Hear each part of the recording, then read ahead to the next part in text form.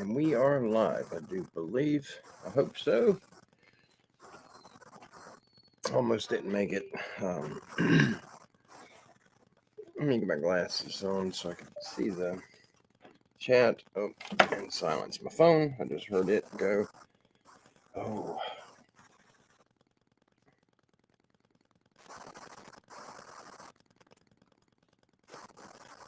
All right. All right. Burn it. Well, had a late start. Getting started. Howdy. How's everybody doing? There's our brother Connor, Bigfoot Anon, sitting alpaca rescue. Awesome. Another one of our fellow rescues. Wonderful. We got Toby's here, and there's Dennis and Sister Sharon. Our brother Don Moore. Who else we got here? Daniel. Good deal. Johnny Half. Oh, it's so good to see everybody. Thank you all for hopping over. Oh, and I seen who was that? Scuba Lady 1, Barb. There's Barb. So good to see you. So glad everybody made it over. Thank you so much for hopping over here with us. Johnny Half, he says, good evening from Northeast Illinois Squatchers and Truth Seekers. Welcome, Johnny. Thank you so much for hopping over and hanging out with us. Part of our family here. We got an amazing group of people, some phenomenal people here with us. Praise the Lord. Awesome. Viteresma is here. Wonderful. God bless you. So good to see everybody. And we got, we're going to be doing some more articles tonight. Our brother Don has sent us a couple of long ones, but they are supposed to be awesome. I have not read them yet. I haven't had time. Hey, Dennis, has anyone been following the search for Gabby? Sad story. I have not. I've seen part of it, and I do have some news to share with you all tonight. I'm going to wait a little while, let some more of our family show up. It's not good news at all, but we got to get prayers out for one of our own family members here on Standing Goats Rescue. Good evening from Lunch Trough Land. I'm glad you made it. Absolutely. I would love to get some alpacas. Absolutely. Sitting alpaca rescue. I love it. I absolutely do. And alpacas are what Kim and I actually discussed several times, even this year, about getting a few alpacas. That's Gracie. You're hearing drinking water. She's very loud. I'm sorry about that. She's looking for me. She's deaf. She can't hear me, but she can see the light on. So I got a temporary wall up, and it's got these cracks in it. So she's trying to look for me through the cracks. Oh, awesome. There's JK. Good deal. And thank all of you for showing up. Absolutely. Thank you so much. I hope y'all had a wonderful day today. A phenomenal day.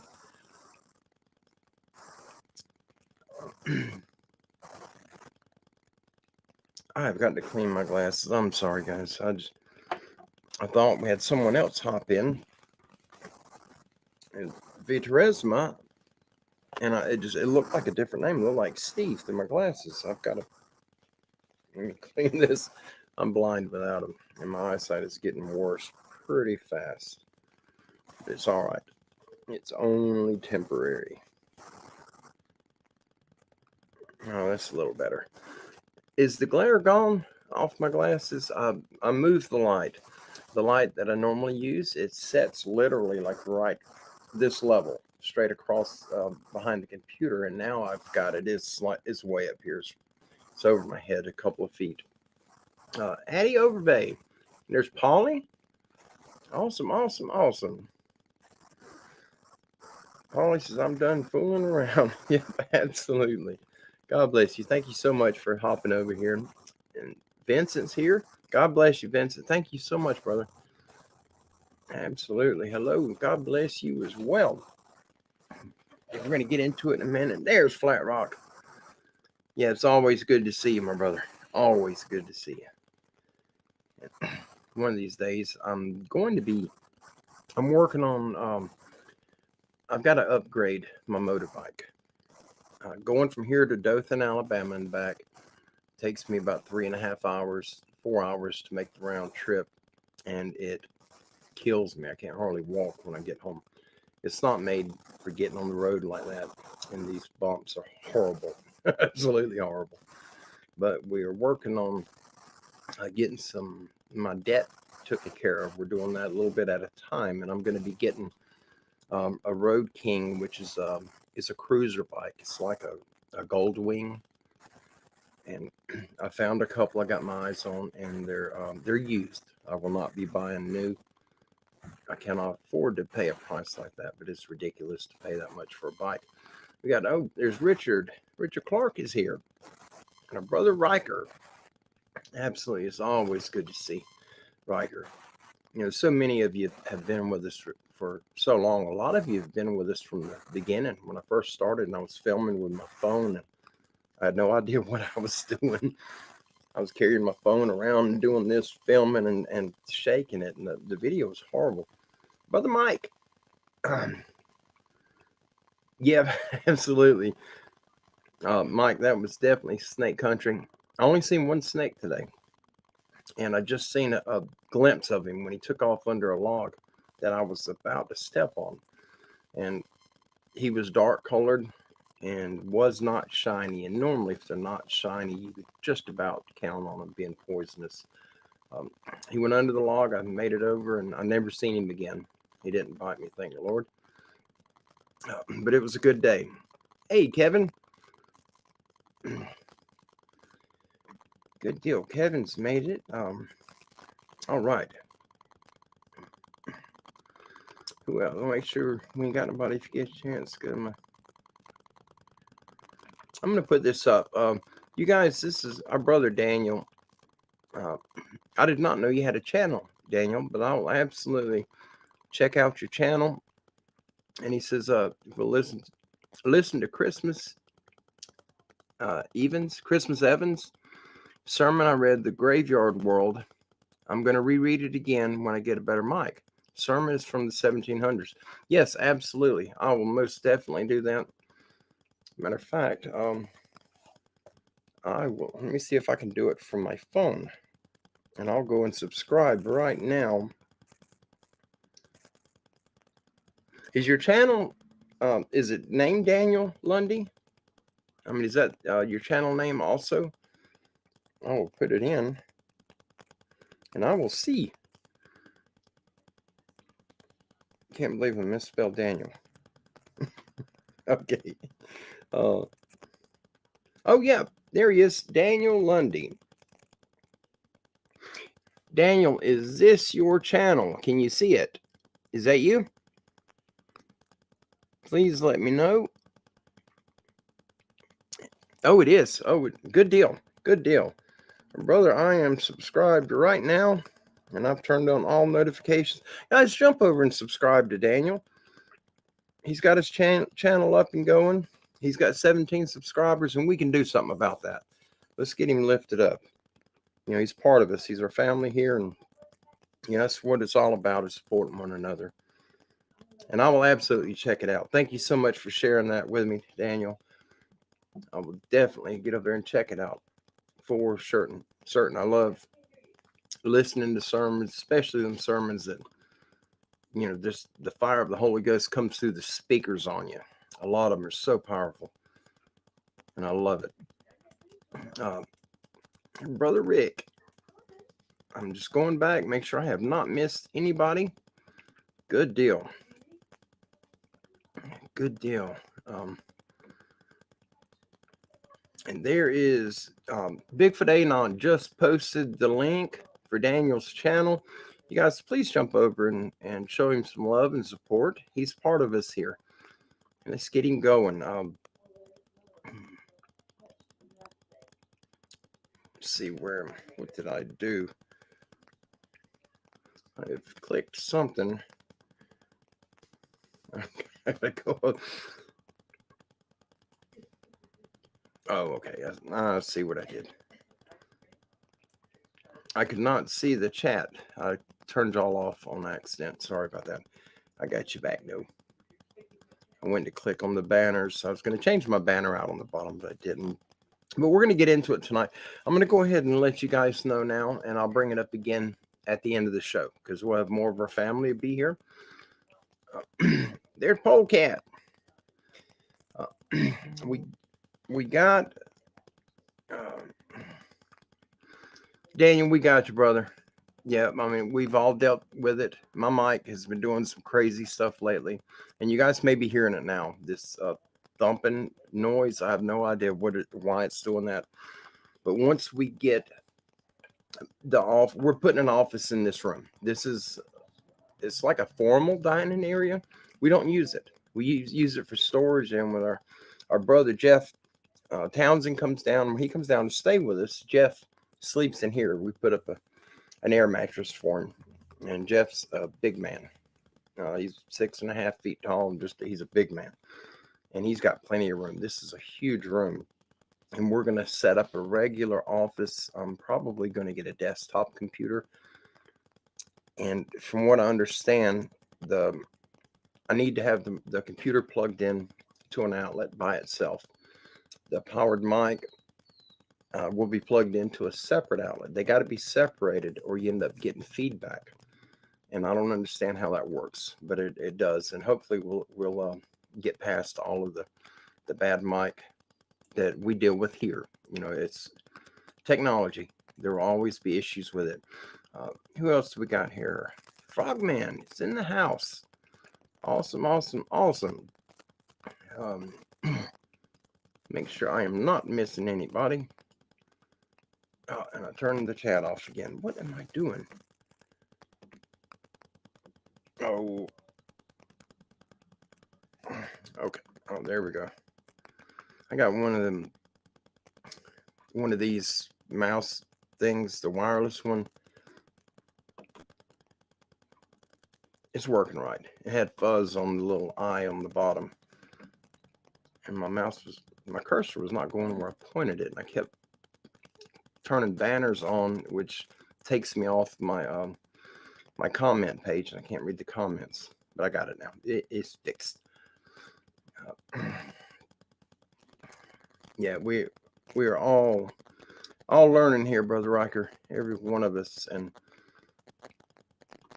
I'd like to do you know, we got so many of us here, and so many of our brothers and sisters right here have channels on their own, and I would like to get everybody's channel, and I got to figure out how we can do it to where we can all subscribe to one another. I'm sorry about that. I have got to. Oh, gee whiz. Let me see. That's Chris calling me. I didn't have to tell him. I forgot to tell him. Okay. Sorry about that. I got my phone turned all the way down and it still was ringing. Okay, hopefully I'll call him after the show. He may hop over here. My brother Chris Claghorn. We're going to be getting together sometime this week and going to an area and filming. All right.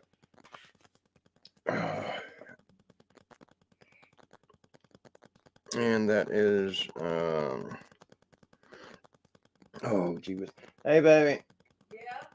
Chris is on the way to get thunder. He's coming from the beach. Okay. Okay. Sorry, guys. I'll have thunder ready. We got one of the little goats that we have here belongs to Chris, and he's coming by to pick him up. And I talked to him earlier, and I thought he'd be here earlier, but life goes on. I couldn't avoid that call. I apologize for that. All right, but what I was saying, I'd like to get everybody's channel, all of us here who have a channel, and put them up to where we all can subscribe to one another. There's a lot of people that are here. I was one of them. And just praise the Lord that so many people came to support me. And they got their families to subscribe to me to help get me up. And I only wanted to get to 1,000 so I could do the live streaming. I really love to do it. And if the cell towers were fixed where I had a good signal back in these areas where I film, like the video I posted today, in the early days of the channel, I was able to live stream up there. And Hurricane Michael came through, destroyed all the cell phone towers here. And ever since then, the signal's horrible. I can't live stream. But when I started the channel, I wanted to reach 1,000 subscribers so I could have that option to live stream. And there's many of us here that have channels, don't have that many people. Our family isn't built up to that magical number of 1,000 yet, so that they can do the live stream. And all it takes is for us to go to these channels and support our brothers and sisters and subscribe. It doesn't count against you. It doesn't hurt you, but it lifts up the person that you're subscribing to. And I'm all about helping one another.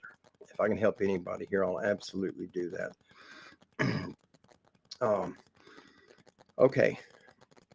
What I want to let you guys know, I'm checking to make sure I did not miss anybody here in the last few minutes that came up. I hope I greeted everyone. Hope I have not missed anyone.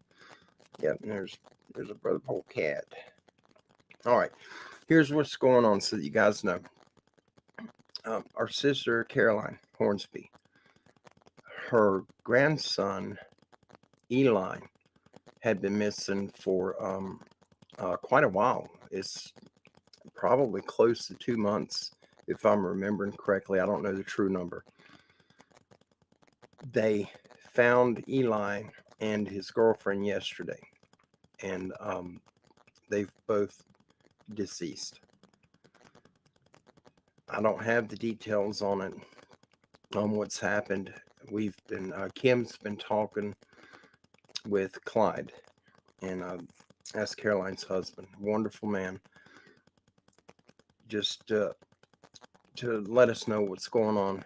But guys, please pray for Eli's family. Our sister Caroline, her husband Clyde. He's part of us here. He's one of our brothers, and that family is really torn up, and not mildly. They are being hit really hard. And when you have something like this happen, the enemy comes in the back door. He's going to trip you. He's going to throw so much in your way. It could literally destroy your life. Our spirit, our heart, everything gets weak when we lose someone that we love so much. It destroys a lot in us. So please pray for that family, Eli's family. Our sister Caroline, she's not here for obvious reasons. If when I get more details on what happened, if she gives me permission to share that, I will absolutely let you know what's going on. But it will be solely based on whether and what she allows me to share. If she doesn't want me to share nothing, I won't. It's for respect for the family, and I honor those people greatly. We love them. They're part of us, and they've been with us for a while. And tragedy comes to all of us, and unfortunately, it's hit our sister Caroline and brother Clyde. So please, keep that entire family in your prayers. Uplift them. Excuse me. And our brother Buddy, his son Eli passed away a few weeks ago. His service is tomorrow, and Kim and I are going. We're not going to be able to stay because the service is at the same time. We have to be in Washington County to pick Rosie up off the bus. But we are going to go and just bid a temporary farewell to our brother Eli, Buddy's Eli. And hopefully all of these things to get past us. Yep, absolutely, Brother Rick. I'm going to throw that up. here on Standing Goats Rescue, we share our personal life with all of you. Our goats that we love tremendously, our dogs, our ducks, our chickens and sheep and pigs and everything else that we have. We love our animals, but we share that. We share the Bigfoot stuff with you. Um, Anything that I deal with, we don't hide anything from you all. But our channel, the number one part of our channel is Christ, is the Son of the Most High God, and that's what this channel's based on, and it always will be. But we get involved with everything. There's a lot of oddities that we go over, and we're going to be doing that tonight. And at the end of this show, for those of you that are new here and you don't know, we will be closing out our show tonight in prayer. And that's something I recently started to do. And I've got the support from our family here on Standing Goats Rescue, and I'm going to continue to do it. So if any of you are against that, just giving you a heads up, at the end of the show, we will be praying for our family here and everyone else that's part of our country and our world. All of those who are in service to the Creator, we get prayers out for all of them. But all right, I don't want to get nobody down in the blues. We just want to make sure we keep Caroline and Clyde and Eli's entire family in your prayers, and our brother Buddy, who's having his son's service tomorrow. His name is also Eli. So please keep both of these families in your prayers. It's really important to Kim and I to do this. We love these people tremendously. And if we can do anything to help them, that's what we're going to do, regardless of what it is. All right, we're fixing to get on with it. We've got a few more people showed up. Our blue-eyed Northern has made it. Awesome, awesome, awesome.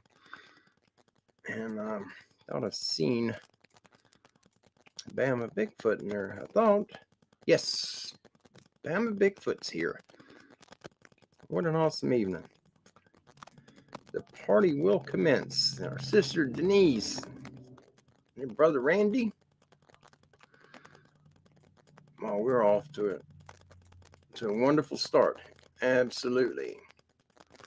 So awesome to see everybody that's here.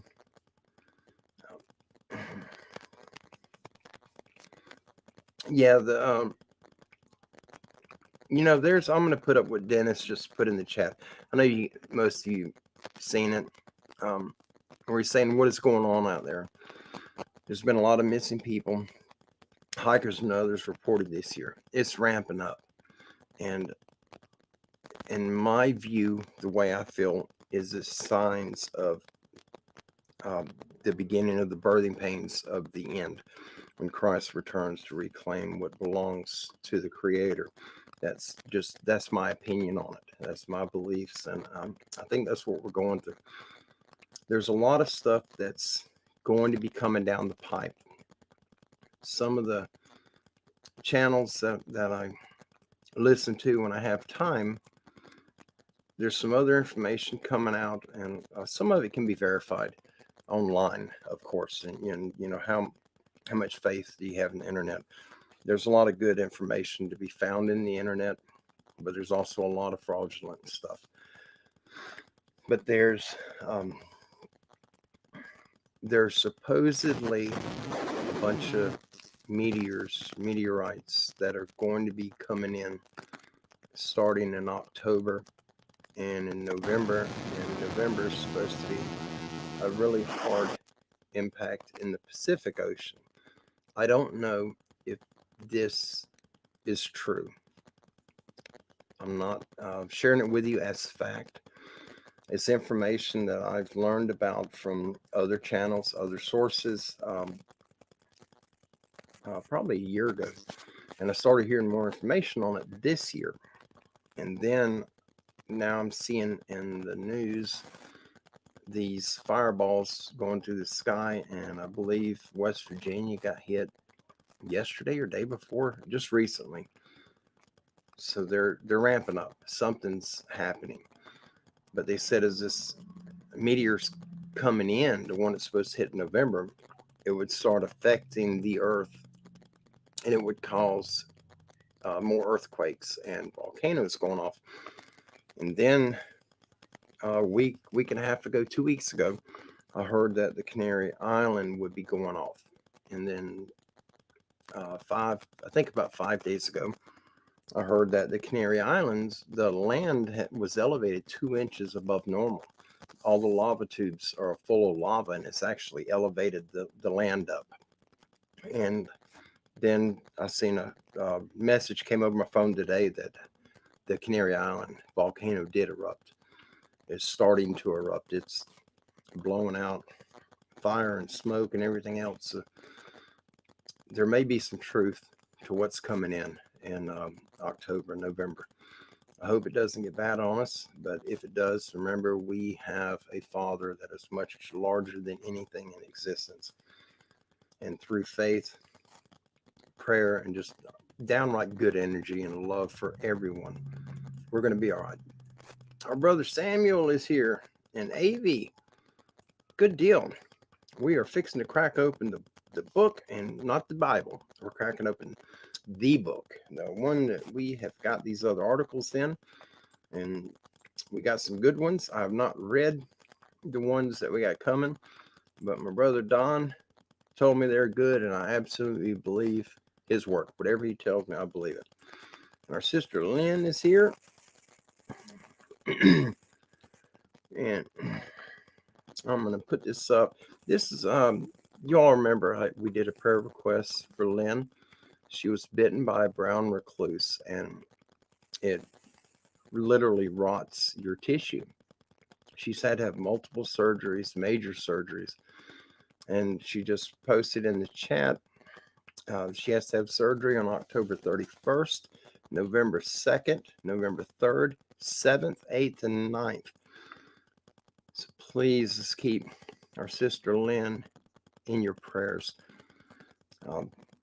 One of the surgeries she had recently, she actually died on the table, and they had to resuscitate her. So she's got a fear of being put under. I've got a fear of being put under. I've never died on the table, but I am petrified of surgery. I'll face anything before I face surgery. I'm just, that's why I have so many problems now.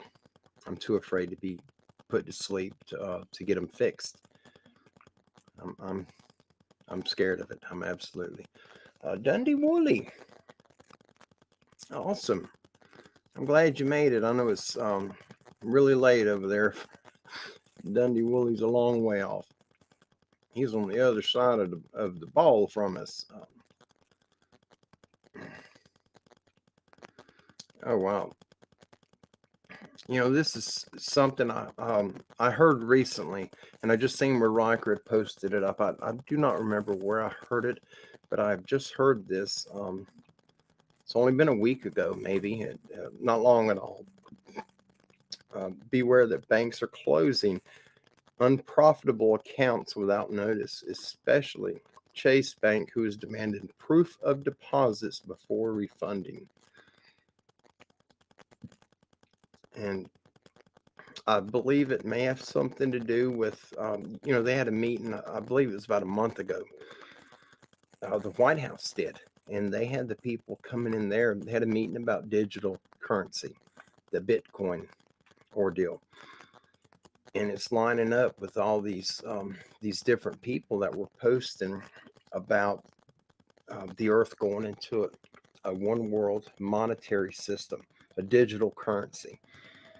If they want you to do something and you don't obey, they just take your money out. With a click of a mouse, you're broke. And I think that may be why they're doing it. Don't take my word on that. This is my beliefs. I'm just sharing that with you. Our world has gone sour, but it's got to get that way. The Antichrist has got to come into power before the Creator returns. It's been written thousands of years ago. That's how it's going to happen. So just keep your faith. It's going to get bad. Don't give up. Keep your faith. You got a family here. Standing Goats Rescue. Absolutely love you. And we got each other. We can support one another. I'd like to figure out a way that we can get out and do some sort of like meet and greets where all of us can get to know one another personally. And if something does happen, we can get a game plan, of where everybody can go. And that's the whole purpose of me getting a motorbike that is worthy of getting on the road, because I do want to start traveling and meeting some of you, those that I can make it to. I can't be gone very long because of the farm, but I'm absolutely going to be meeting a lot of you in person. And I got to get a bike that's dependable for me to do that, but it's coming. But all right, let's get this going. We had to upgrade to a bigger notebook. We've got a pile of stuff in here, and this is from our brother Don Moore, who's here with us. He's with us almost every show. He's got things that happen in life like all of us do, but he's very, very faithful to us, Kim, myself, and Rosie, as well as for our family here on Standing Goats Rescue. Don is an amazing human being. I love him to death, and he's been a tremendous support and a tremendous help with me getting these articles out to you. Don has been printing these up and mailing them to me, and it's a lot of them, and it costs money to do that. And we're trying to figure out a way that I can get some money to him to help cover the cost of him doing this, and I will definitely be doing that whether he wants it or not. It is not a handout, it's to help him. He's helping us, and it's only right that we do the same. Well, let's see. I am going to let me find the story I want to read with you. Just bear with me for a second. I just transferred literally minutes before I went live. I transferred these articles into this other ring binder because the other one was getting full. I couldn't hardly even turn the pages. I think this is all right. This is one I definitely wanted to read, and it's the first one. That makes me feel good. Let me pull these off. But Don had told me about this, and I've been looking forward to getting it. And it came in this week. I just haven't had time to do a show. We've had an incredibly packed schedule. And yesterday we had to go to Alabama, and we didn't get back in time for me to get a show up and going. And this morning, that video that posted a couple hours ago should have been uploaded this morning, and it did not. I don't guess I hit the upload button. I did something wrong, but it didn't upload. So I had to get that done before I could even set up for the show. And so I was running late. I was hoping on doing a 4 o'clock show, 4 Central, 5 Eastern. All right, this is where we're going. If everyone is ready here, we got our family here, and thank all of you for coming. I mean, I can't say it enough. I love each and every one of you, and you all are what makes this channel continue to move forward. It's you guys and gals. Y'all are definitely the engine of this machine.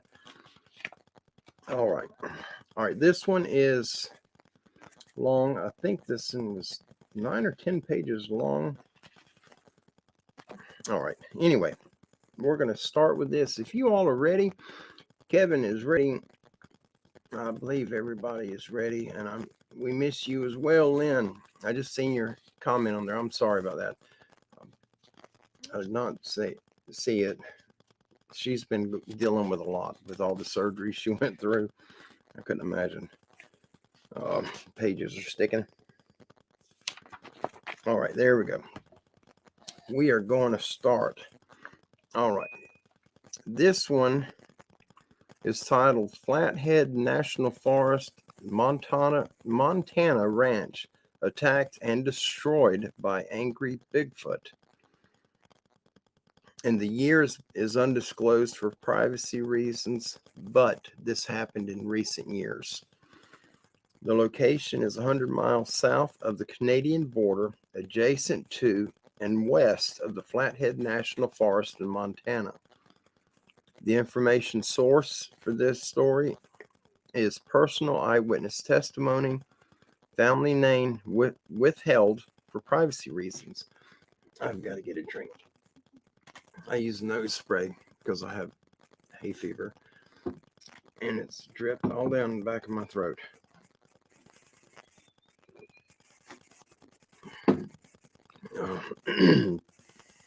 All right, here we go. Roughly 100 miles south of the Canadian border, adjacent to Flathead National Forest and sitting in the foothills of the Rocky Mountains, are the remnants of what used to be a working ranch. Today, the ranch sits vacant, but only a few years ago, it was bustling with ranch life. The following is the true story of the events that preceded the evacuation of the ranch. The family that owns the ranch prefers to remain anonymous. However, for the purpose of this retelling, we can call the father of the family Jeff. Jeff had grown up in Montana on his father's ranch and is, by any measure, a modern cowboy. He is a man of true grit, hard work, and honest pay. Things had been going well for the family ranch. His two sons had grown into young men, and his business was as busy as ever. It was early fall, and the uninvited chill of winter was already present. The winter before had been long and difficult, anticipating an equally harsh sequel. Jeff had been spending the last few weeks preparing for a long, cold winter. He had finished canning some vegetables for the cold months ahead and was sitting down in his rocking chair on the front porch for his morning smoke when he saw his eldest son, James, running towards the house screaming. James was a chip off the old block and not easily shaken. However, he did have one soft spot. One of the ranch dogs, an American Pit Bull Terrier named Jinky, had been James's favorite animal on the ranch for nearly 10 years. He was different than the other working dogs. He was a charismatic little knucklehead that was better at catching a nap with his head on James's lap than rounding up any livestock, and that was the relationship the two has since the puppy was born. In 10 years, Jinky had never left sight of the ranch house, never once. He was a good, loyal dog that didn't stray. However, on this particular morning, he did. "What's the matter with you, boy?" Jeff still called his 22-year-old son boy. "It's Jinky. I can't find Jinky anywhere. He's gone, Dad. I think a lion got him." James was clearly distressed. Now, Jeff is an austere and tough character, but like his son James, he too has a soft spot, and that soft spot happens to be his two boys. Had anyone else come running to Jeff with this type of distress, he would have told them to quit crying and go find the dog. But this was James. Now, don't get all worked up. I'm sure that dog's just catching an early morning nap somewhere. Come on, boy, I'll help you find him. Jeff slowly stood up from his rocking chair with a heavy sigh and put his pipe atop the porch banister. The two of them made their way off to the sheep pasture where Jinky spent nearly all of his time. "Jinky, Jinky boy, where are you?" The only response came from disheveled sheep that were clambering and bumbling about in some sort of distress. Jeff calmed the sheep and was just about to head into the nearby barn to look for Jinky when he got the feeling something was wrong. He took inventory and counted his livestock. He was missing a large female ewe. A missing dog is one thing, but missing livestock and a missing dog is another thing altogether. Jeff was a rugged rancher who had dealt with mountain lions, bears, wolves, coyotes, and even the occasional wolverine. Their search and rescue had quickly turned into a hunt. However, the more they searched the area, the more confused they became. There weren't any signs of predators anywhere to be found. There was no blood and no tracks. It looked like Jinky and the sheep had just disappeared into thin air. Jeff and James went back to the house and recruited his youngest son, 19-year-old Merle, to help thoroughly search the ranch for any signs of predators. The three men mounted their horses and started the long and arduous task of searching the 500-plus acres of the ranch. They split up to cover more ground, with Merle searching the west, Jeff heading north, and James covering the area to the east. They all planned to reconvene for lunch and discuss any findings. When lunchtime arrived, the three sat at their large dining table while Jeff's wife readied lunch. Jeff and James were busy discussing some mountain lion prints that James had discovered at the most eastern part of the ranch, which was closest to where the sheep grazed and was their most prized lead. While the two spoke, Merle seemed rather absent and despondent. James was still holding out hope that he would find his furry best friend alive and well before the end of the day.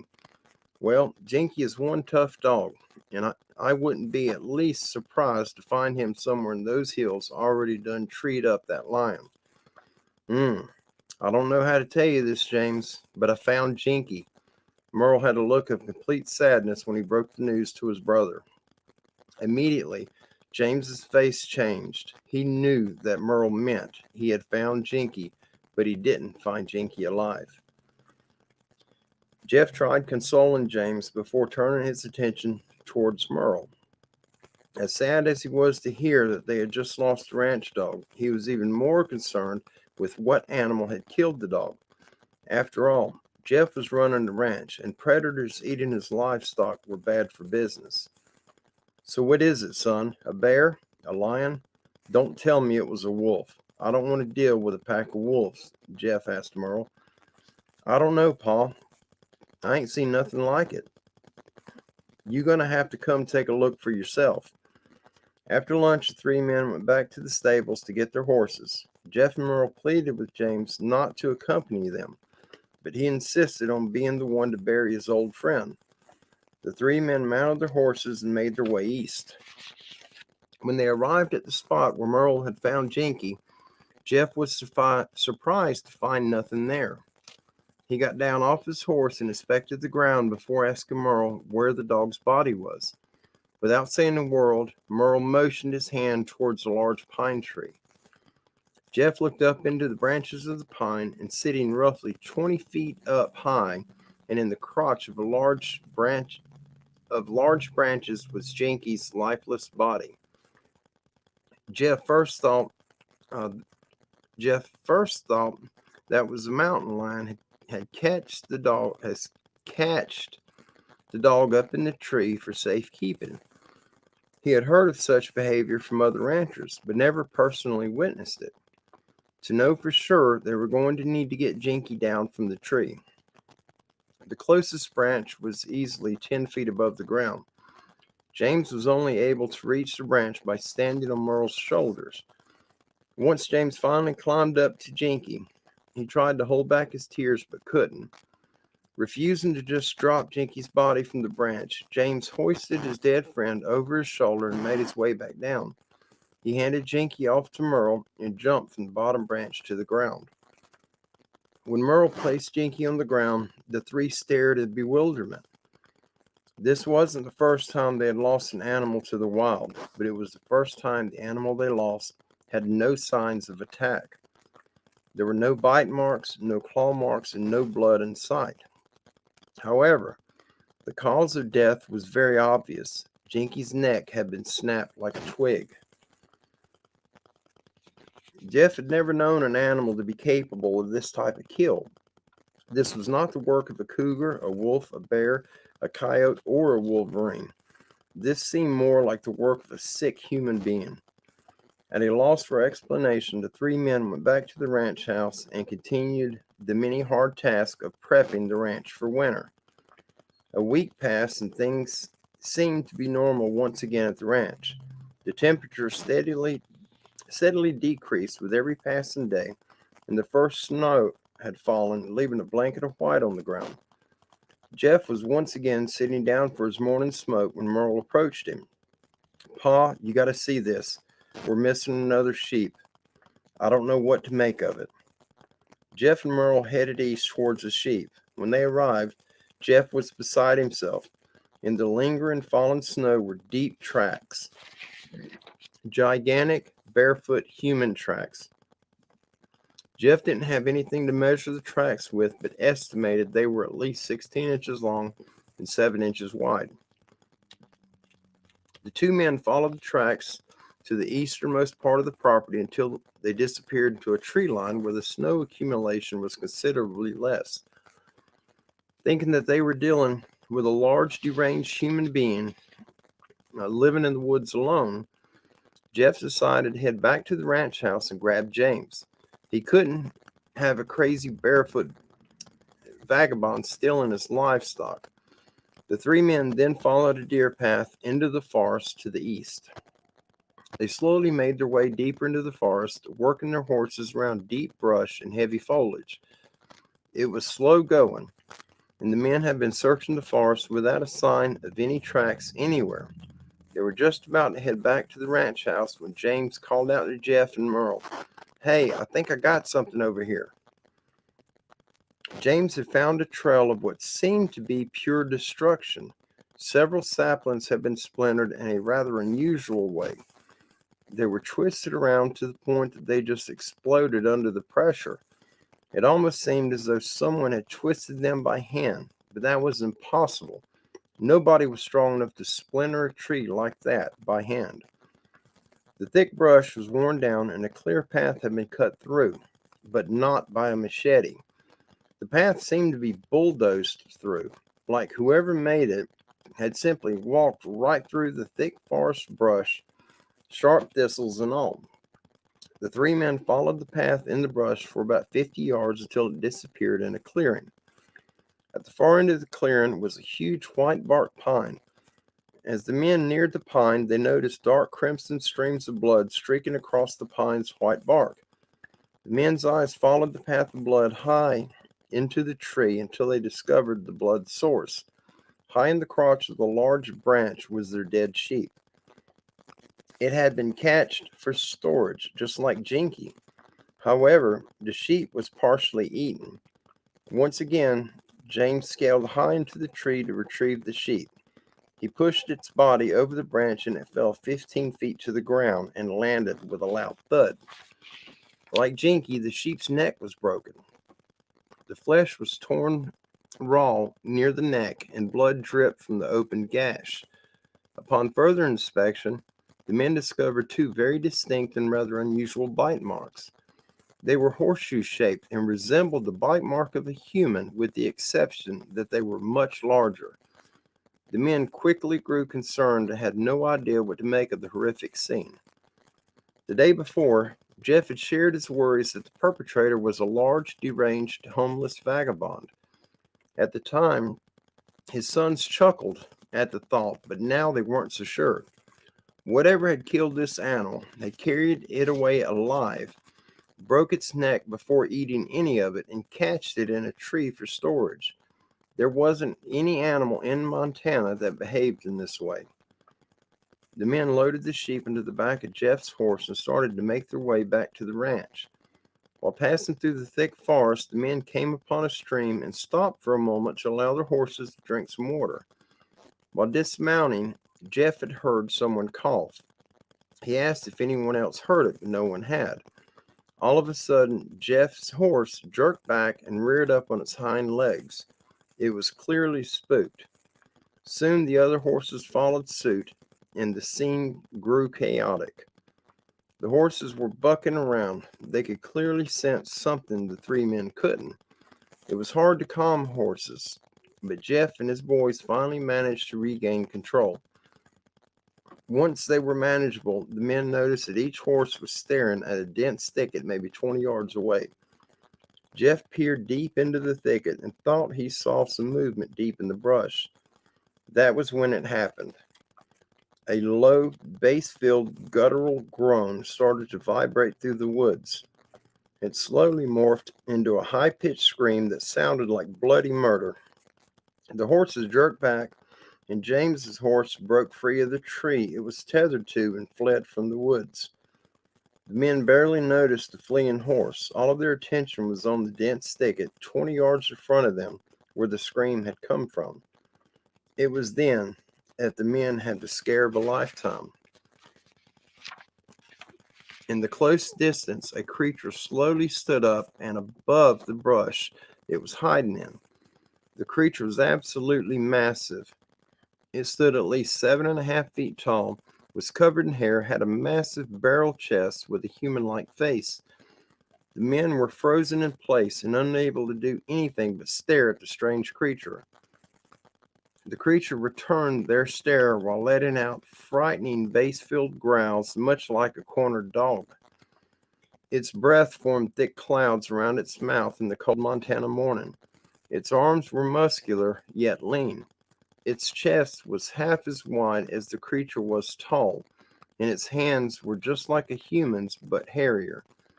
It stomped on the ground, shaking the forest floor, and growled louder at the three men. Merle quickly pulled the rifle out from its scabbard hanging from his saddle, but before he could turn back around and aim the rifle, he heard the creature thundering through the brush towards them. Jeff never took his eyes off the creature and swears that it covered the 20-yard gap between them in less than 2 seconds. It was lightning quick, even through extremely dense forest brush. Merle turned around just in time to see his father flying through the air and landing in the cold waters of the forest stream. The creature was just about to make its move on James when Merle pulled the trigger. Crack! The rifle echoed through the forest and left Merle's ears ringing. He hit his mark and buried a shot deep in the creature's back left shoulder. The creature howled in pain, gave Merle a deathly look, grabbed the large female ewe off the back of Jeff's steed, and with only a few strides, quickly disappeared deep in the forest. The men listened to the crashing sounds of the fleeing creature grow further and further until they could no longer hear it. Jeff was still laying in the cold waters of the stream, frozen in fear and unable to speak. His boys had never seen him in such a way. He was undoubtedly the most shaken up he had ever been. When his sons asked if he was all right, he didn't respond. His skin was pale white. His hands shook like a leaf in a windstorm. He was barely able to mount his horse. The three men made their way back to the ranch house. All the while, Jeff remained silent. It wasn't until they were nearly at the front porch of the ranch house when Jeff finally spoke. "Don't say a word to your mother." "Dad, that was a Bigfoot," James responded. Jeff knew what the creature was. He didn't believe in them, but he couldn't deny what he saw. For the first time in his adult life, Jeff found himself doubting his abilities to protect his family. He was a rational man, but what he encountered was not at all rational.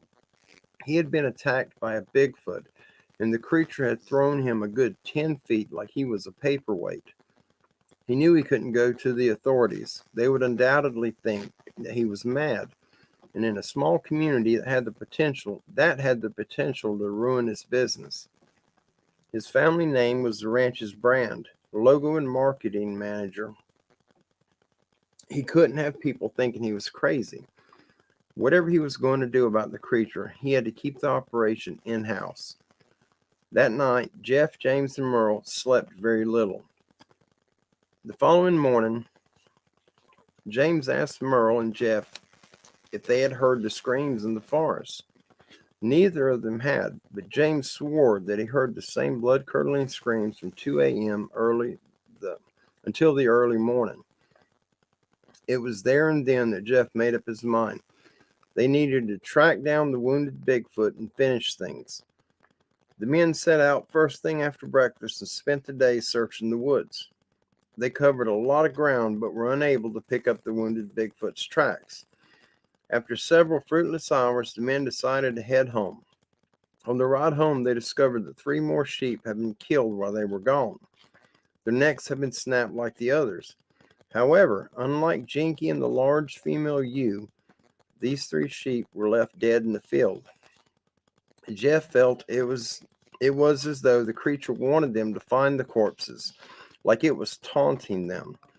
When the men arrived at the house, they found a horrific scene. The door was bashed in, and the house was turned upside down. Shattered mirrors scattered across the floor. Cabinets had been smashed to splinters, and the large dining room table was broken to bits. "Martha, Martha, where are you?" Jeff could feel fear consume him. His wife, Martha, was his life. Jeff and his boys called out to Martha for several minutes. Eventually, they heard the sound of someone crying coming from the ceiling. She had climbed the attic stairs and closed the attic door behind her. When they found Martha, her eyes were red from crying and her hands were uncontrollably shaking. It took the better part of 2 hours for the men to get her to calm down and speak. The story she relayed left the three men speechless.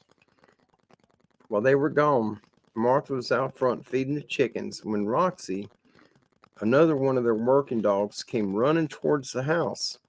Roxy was a courageous herding mutt that was much more brawn than brain. She had chased bears and mountain lions up trees. She wasn't afraid of anything. But when she ran up to Martha, she had her ears pinned far back in fear, and she cowered beneath Martha's legs as though she was trying to hide from something. It was then that Martha heard the same scream that the men had heard the day before in the woods. She looked towards the sound and saw the silhouette of a very large man about 100 yards away staring back at her. The dog ran under Martha and hid deep under the front porch, whimpering. Sensing something dreadful was about to happen, Martha ran to the front door of the house. When she looked back towards the silhouette, she saw that it was not a man at all, and it was charging towards her. The creature managed to cover about 70 yards in the time it took Martha to run to 15 yards from the front yard to the front door. Martha found herself staring at a massive Bigfoot in full sprint running towards her. Its face possessed a look that Martha described as one of pure evil intent. She ran inside the house and slammed the door and locked the padlock behind her. As soon as the door bolted shut, an enormous crash echoed through the house and the door hummed with the vibration of being hit extremely hard. The creature was trying to break through the door. Martha ran to the attic door, pulled the stairs down, climbed into the attic, and closed the door and hid. She listened while the creature broke through the front door. Over 20 minutes that followed, she could hear the creature destroying her house. It was growling, breathing heavy, and grunting while it threw furniture from one den to another. By the time the men had returned to the house, the Bigfoot had long disappeared, and Roxy was nowhere to be found. It was the last straw for Jeff and his family. That day, they left the family ranch and stayed with friends. Over the next few months, Jeff returned to the ranch to care for the livestock. On his first visit back to the ranch, more livestock had disappeared, and he found the body of Roxy lying on the front porch. Jeff started selling his livestock off as quickly as possible, even taking low-ball offers just to be done with the ranch. Today, Jeff is retired and still owns the vacant ranch. He was never able to bring himself to sell the property where he raised his boys. Wow. What do y'all think about that one? That's bad. That is absolutely a bad one. You know, I think I'd heard that once before, but not in that much detail.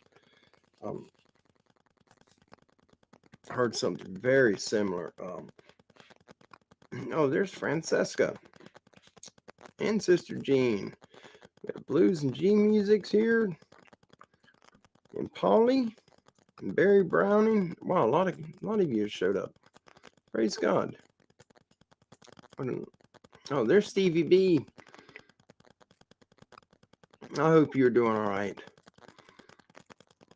We always love to see our Stevie B in the chat. Good deal. I'm so good. I'm honored to see you here.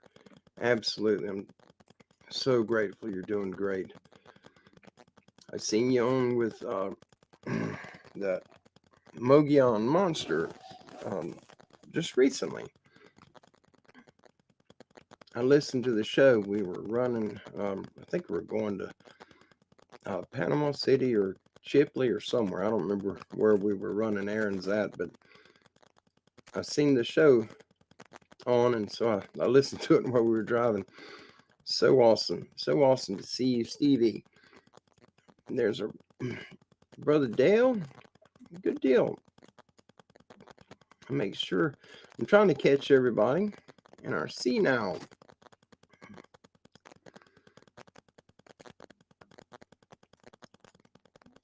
I'm just double checking to make sure that I'm not missing anyone here. This is an amazing group of people we got in the house right now. What a blessing it is. Thank you all for showing up. And we've got more we're going to be going over. I just like to see if you guys had any input on that story. What y'all thought about it. I don't think I would have stuck around something like that. There's been too many reports of people shooting them and it not ending well. I don't know what the military uses when they go into, when they got to get rid of these creatures, when they're terrorizing families or individuals and the military gets called in. I don't know what they're shooting them with, but they're using something big enough that they're killing them and flying them out or hauling them out in big, large vans.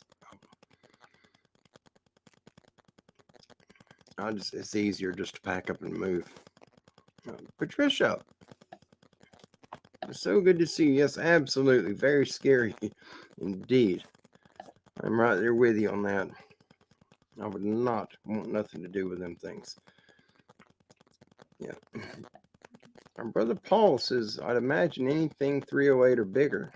Yep, I'm right there with you. I think it'd have to be probably something over a 40 cal rifle. Riker says military uses a 12-man kill team. 12-man kill team, often with a helicopter. If you have something that bad going on, you should film it and get the big boys to take care of it. Yep, absolutely. I'm right there with you. Let the military deal with it. Them guys are highly trained, and I think 100% of them are in just elite physical condition. Hey, Nancy. Oh, my nose is bothering me now. I'm trying not to sneeze. Maybe I won't. Good deal. Don says he heard large copper shells work good. I got, which most of you know, I use a black powder rifle when I hunt. And I've got a couple black powder pistols set up. I have hunted with. I don't carry them normally, but you've got to be too close. But my 50 caliber, they make a solid copper bullet, and I've got a few packs of them that I purchased a couple of years ago, and this year that's what I'm going to be hunting with. But I have not had the opportunity. I had them last year, and I loaded my muzzleloader, and the only animal that I shot with it was a large hog, and he was facing me, so I had to shoot him in the head with it, and I did not recover the bullet. They are absolutely, that copper is a powerful round. I just don't know what it does when it gets inside of them. I had an encounter with a Bigfoot in Marianna, Florida, and he was less than 2 feet away from me. He was right up on me, and I had a 7mm Winchester short magnum in my arms. And the way I had the rifle kind of up at an angle, I was carrying it when he stepped out. And when I turned to face him, the angle I was at, if I'd have just squeezed the trigger, I would hit him in his shoulder, his right shoulder. And I was too afraid to shoot him. It scared me that bad. And I knew it wouldn't have done anything, but I wouldn't be here if I would have shot him. I absolutely believe he would have killed me. They are so large and so powerful. Yeah, Polly says if you have to protect yourself or your family from one of the big guys, you go big or go home. 50 caliber full metal jacket. Yep, I agree with you, Polly. Absolutely. Hey, Kelly. we are getting activity around the house again. Yes. Kelly asked, any more forest people around your place? We are getting activity, nothing bad, but the goats are either seeing them or sensing them. And like right now, if I go out there and close to the fence over there, you can hear them. You can hear them from the back porch when they're just moving around.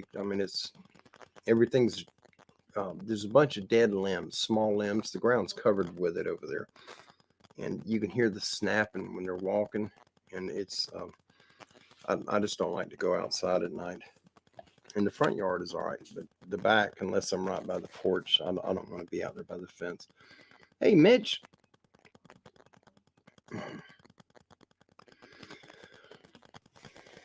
Let's see.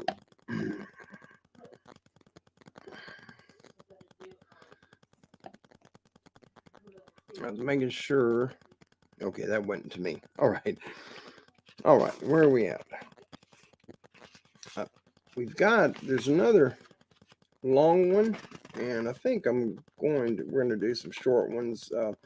These are older newspaper articles that were taken, and I think we're going to go through these.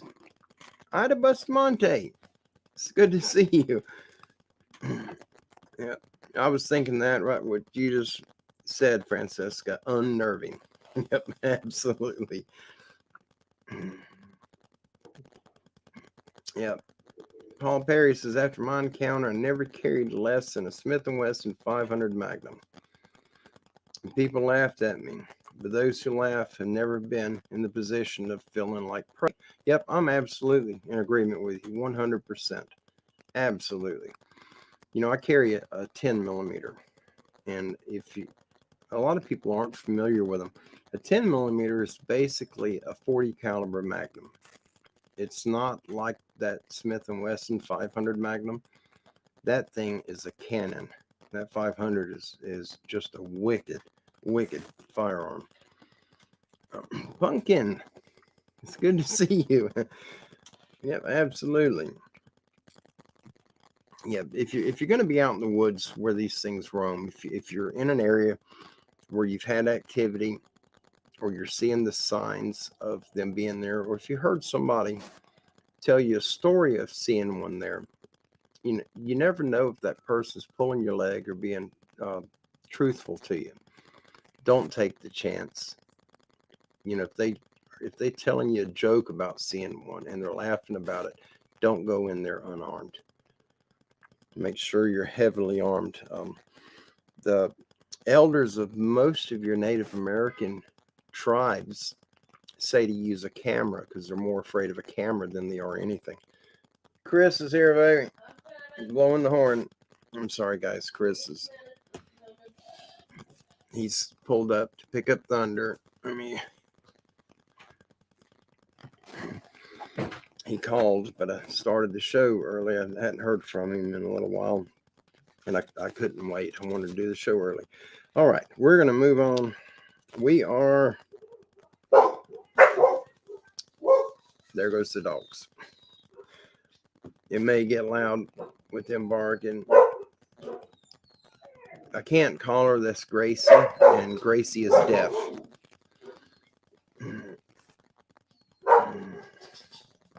Oh, thank you, Paul. I love the 10 millimeter, and I'm not a good shot. I'm a good shot with my crossbow and my muzzleloader, but with a handgun, I'm not a good shot. Kim outshoots me. But this 10 millimeter at 18 yards is what I set up a 20-yard target, a shooting range up at our other property. And once I was able to actually measure it, it was only 18 yards. But at that distance, I can hit a $50 coin with it consistently. And I've never been able to shoot a handgun that good in my life. And with this one, it's so heavy, it's hard to shake with it. But I love it. Absolutely love it. Hey, Steve. It's good to see you, brother. Absolutely. I'm going to let the dogs calm down for a minute. They're barking at Chris. And that's Gracie. I can't let him out because Chris is picking up the baby goat, his goat. Hey, Ted.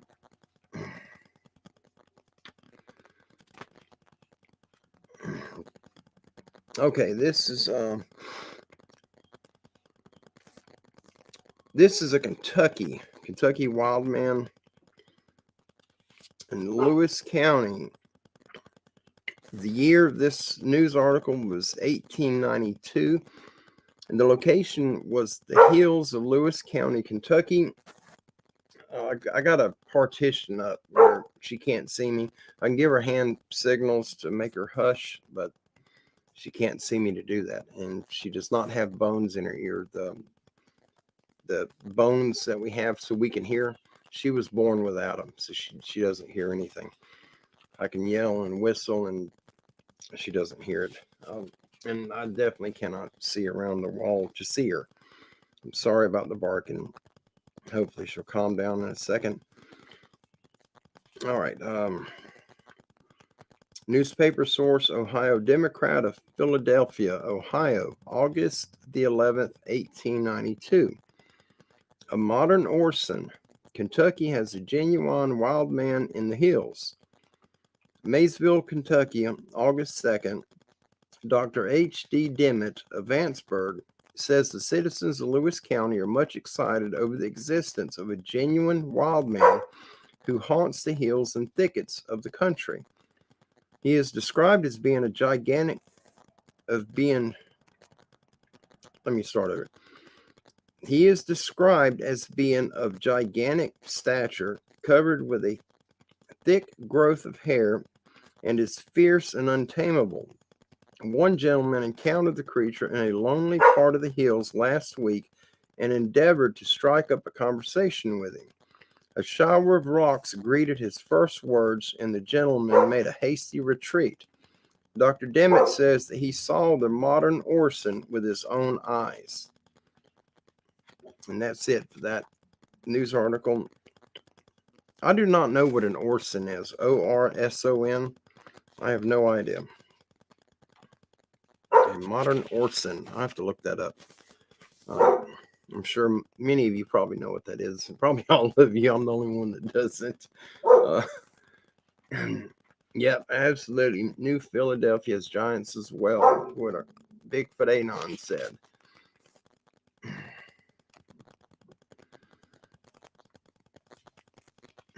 Oh. I don't think I can move that where she can see me. Let me try. It's one of these folding walls. Where's she at? Hey, Ladybug. Where's your daughter? Shh. It's okay. Gracie, hey. She's not even looking at me now. She's walking back and forth. Hey, Petey. She'll look at me and I can quiet her down.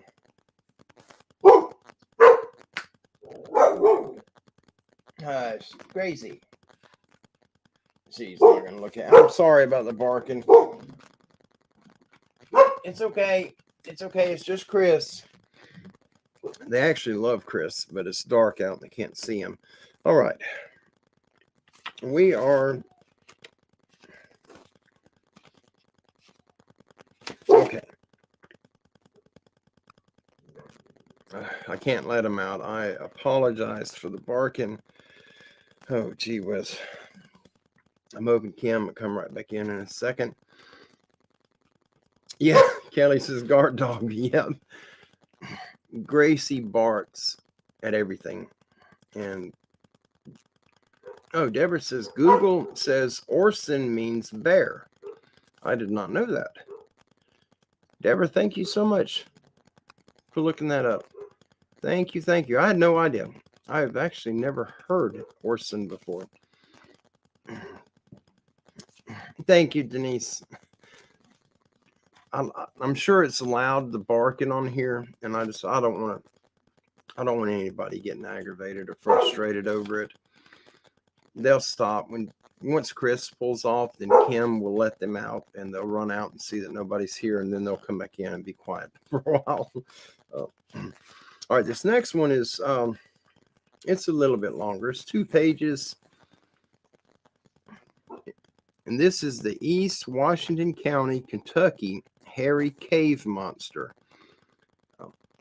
The hairy cave monster encounters of 1894. The location is East Washington County, Kentucky, near the Mercer County line. The newspaper source is the Evening News of Lincoln, Nebraska, November 14th, 1894.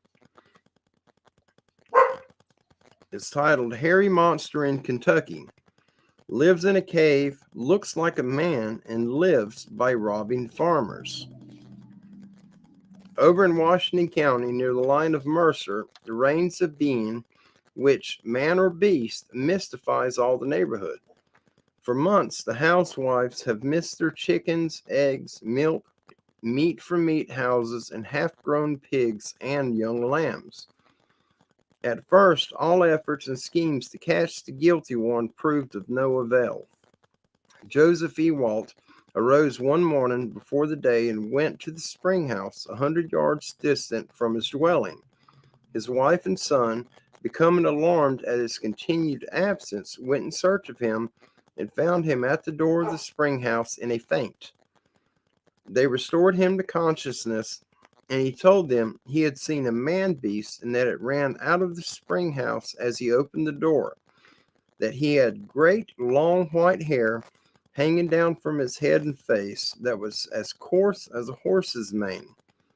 His legs were covered with hair, and the only article of clothing he wore was a piece of sheepskin over the lower portion of his body, reaching nearly to his knees. When it became noised around that Ewalt had seen a man-beast, sober-headed men began to set a plan to catch the monster. In the neighborhood, near the mouth of Deep Creek, is a cave of considerable proportions, and the natural conclusion was that there would be the place to find their game. Early Sunday morning, F. Boston and his sons, Tom and James, saw the object of their watch walking in a half-gallop, half-run for their barn. Notwithstanding the men were armed, they were badly frightened, and after they saw the object enter the barn, all three were afraid to enter, to try to capture the terrible-looking creature. They kept hid and were not seen by the monster, standing in a half-erect position nearly 6.5 feet. His feet were like the paws of a bear or brute with long claws.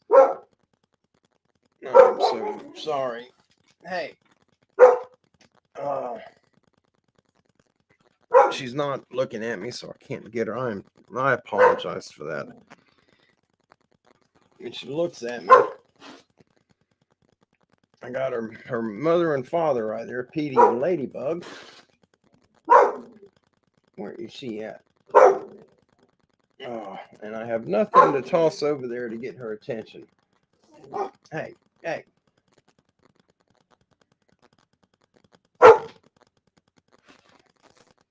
You stop.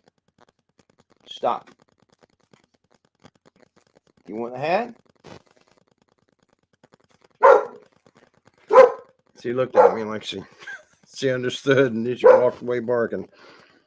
Oh, gee whiz. All right. I'm sorry about that. His feet were like the paws of a bear or brute with long claws. His hands were also like those of a feline more than a human. Before the men could come to some action or get over their fright, the creature came out of the barn in the same half-gallop gait and made for the creek. By this time, the men started in safe pursuit. Tom Boston foolishly shot at it, and the creature half turned and glanced at them, increasing his gait but never dropping the 3 large chickens he held in his claws. The Bostons managed to keep sight of the creature for only a half mile or so. They vow and he ran swifter than a horse. But just as they got to the top of the hill, about 500 yards off, they were rewarded by seeing the brute man turn with a wild, scared look, glance around, and enter the cave. The men went to the mouth of the cave but would not enter. They saw feathers, bones, etc., scattered around the entrance. They returned home and reported what they had seen, and Tuesday they, with a half dozen other men, went to the cave and made a partial survey, proceeding in several hundred yards. They saw fresh indications of habitation by bones, feathers, pieces of calf or sheepskin being strewn around. The passages grew smaller and dwindled, and no one of the party would enter alone, though one, Joe Smith, went in 30 or 40 feet. When the most unearthly yell the men ever heard greeted them. They were good, stout men, but the but the code but they cowed before that yell and beat a hasty retreat to the main passage of the cavern. But after consultation, they agreed it would not do to kill or be killed, and they gave up their search for another time. And that's the Courier Journal of Louisville. Guys, I do apologize for the dogs barking. Chris got here. Kim went outside to meet him at the gate and get Little Thunder for him, and she left the front doors open so they could see him, and that's why they're running back and forth barking. I do apologize. We're going to be it's going to take quite a while, may even be into the next year before we get all of the articles out, before we share all of them. And we're going to go back. I spoke with Don today, and we're going to go back and we're going to do like a revisit of a lot of these, and we're going to put together like some bundles, some of the better of the articles and stories, and we'll be doing like a flashback type show. We'll probably do several of them. Hey, Mark, and there's Prudently. Oh, good deal. So good to see y'all. And no telling who else showed up that I missed. I'm going to scroll up a little bit. That's the clicking you hear. Gee whiz. I am sorry about the belching. It keeps happening. Oh, wow. I just seen what Kelly had stated. She says, the town I used to live in, Mercer County, the whole town sits on a cave in Kentucky. Wow. I've been to Kentucky, but I've never lived there. I would love to live there. That's a beautiful state. I don't know about the laws or the prices of anything. It's been a long time. I was back when my mother was alive, last time I went up there. That is awesome. It's kind of scary to be living, with that many caves underground. It's like Mariana, where Bigfoot Anon, where Connor lives. The whole underside of the earth over there is caves and caverns. And Florida is bad about sinkholes, and I don't think I'd want to live on top of caves. Not here, not in Florida.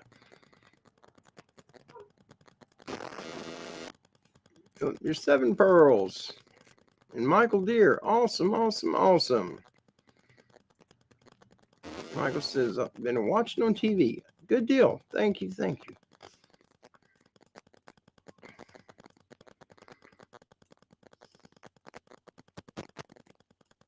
Okay, I'm looking to make sure I'm not missing anybody. I apologize if I did. I didn't mean to. All right, let's see where we are at now. We're still in Kentucky. All right, this one is the Buena Vista, Kentucky hairy creature encounter of 1907. The location is Buena Vista, Kentucky, Girard County. And the newspaper source for this article is the Evening Gazette of Reno, Nevada, March 27th, 1907. Hairy creature seen by farmhand, and both are so scared that they prepare to run. In Lexington, Kentucky, March 26th, Information has been received here that the people in the country around Buena Vista, a village in Girard County, are much excited over the reports that a wild man has his haunts in the Kentucky River Hills near that place. A party is being organized to explore the cave where the creature is believed to have his lair and attempt to capture him. Jim Peters, a farmhand employed by S.D. Scott, postmaster at Buena Vista, while working in Bowman's Woods near High Bridge, a short distance from Buena Vista, was attracted by the peculiar actions of his dog, which came running to him from a thicket nearby, yelping and showing every evidence of extreme fright.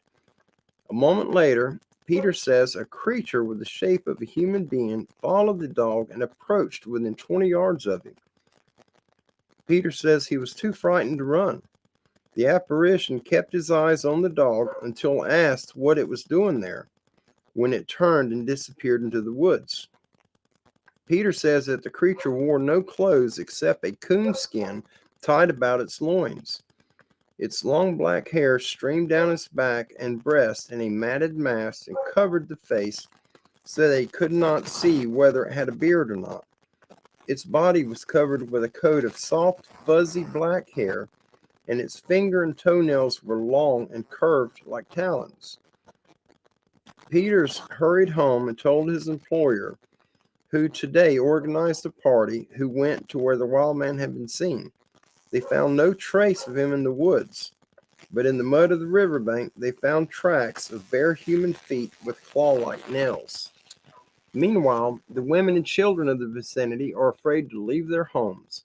The man is supposed to be an escaped prisoner or lunatic.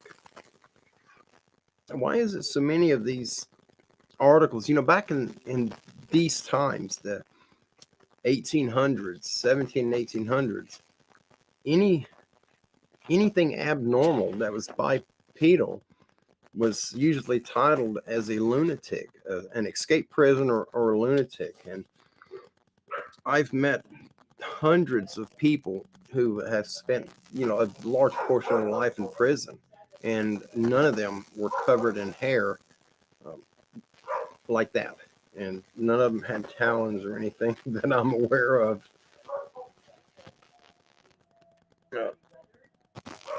I think Chris is here. Skunk 8, Farm Off Grid.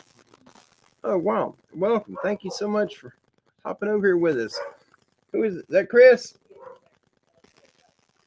I'm sorry, guys. I haven't seen him today. Hey, Amy. Chris. Yeah. Come here. You have to slide it to the side. We got a gate up to keep Gracie out. The other dogs are fine, but Gracie is a terror. Poke your head around. We're with the family. On this side. The camera's at the top. We got Brother Chris with us. Hey, y'all. He come by to pick up his baby, little Thunder. Thunder's a micro goat. He's a little bitty thing, about a foot tall at the back, and big as a very fat house cat. But he's got these huge horns on him. But he's awesome. He's just like a puppy. He loves being handled and played with. Hey, Harold. I did not see you. Harold says, hey, Chris. You got a lot of people saying hey to you. Hey, Harold. Yeah, Don says, he says, guest stars. Chris is the guest star tonight. Yep, absolutely. Yeah, look at that. Yeah, we're going over all these. These are the articles that our brother Don sent me. Frogman, how you doing? Yeah, we're going to, here coming up soon, Chris and I are going to scout out another area and put up some cameras. We're trying to get prepared for hunting season, but we're going to, we'll be filming when we go out there. So we're going to have a video coming up very soon, and we're both of us in it, just stomping through the woods looking for an area to get prepared for this coming season. So that should be this week. Well, thank you, Denise. Yeah, everybody's here. A little harder to see the way the screen is set up on this. It'll be bigger whenever we do the the video where I bring you in from your house where we're both on. Yeah, it'll be a lot bigger. It'll be easier to see for you. But yeah, this side is kind of small. I'm sorry about the room. I was telling them this little small corner I got, there's nowhere to go. He's leaning on the little counter that's behind me. It's got our we got a press, an iron press there, and it's for printing shirts. That's how I made all my shirts with the Standing Goats Rescue on them. I made them here, and we're looking to Kim and I are going to be printing up or trying to print up some items. We're going to be ordering them. We just got to figure out how we can do them, because we won't be able to do but a few at a time, and we're going to try to figure out something to to send some of you guys. We'll do like a I don't know exactly how we're going to do it yet, but just like an appreciation thing to show how much we love y'all and just so appreciative for the support that y'all have given us. And we've been talking about it for probably 5 or 6 months now. Something will be happening. It's just a matter of doing it soon. Well, I'm fixing to get out of here. I gotta. It's good to see you. Love you, I brother. gotta You be get back out careful. with the goat and get it to the house. Is he in the truck by himself? No, I got the youngins out there. All right. Tell Hassie we said hello. All right, I You know. love you, buddy. Love you, man. Y'all Hey. be careful. Y'all be good. It's good to see y'all. I'll see you soon. Love y'all guys. Absolutely. We'll be in the woods tomorrow, next day, something like that. I'll give you a shout. All right. But be careful going home. If something happens, you need me, give me a shout. 10-4. I'll probably see you in the morning. All right. Yep, absolutely. All right. Be careful, Chris. Love you, brother. Love you too. Yeah, what a good surprise. Johnny Happ says, "What's up, Chris? You missed him." Oh, he's talking to Kim. Yeah, that's a pleasant surprise. Yeah, we'll be going to the woods this week several times. We're trying to get prepared early for hunting season. You all that have been following me and what I do here, last year I had a horrible hunting season. I didn't get anything, and I hunted hard, but I knew before season started that Holy Spirit told me I was not supposed to hunt, and I did anyway. And I got one wild pig at the end of season, and we really needed the meat, and I think that's the only reason why I got that. JCL. Yeah. He's in there talking to Kim. She's giving him some medicine and stuff for Little Thunder. He's not sick.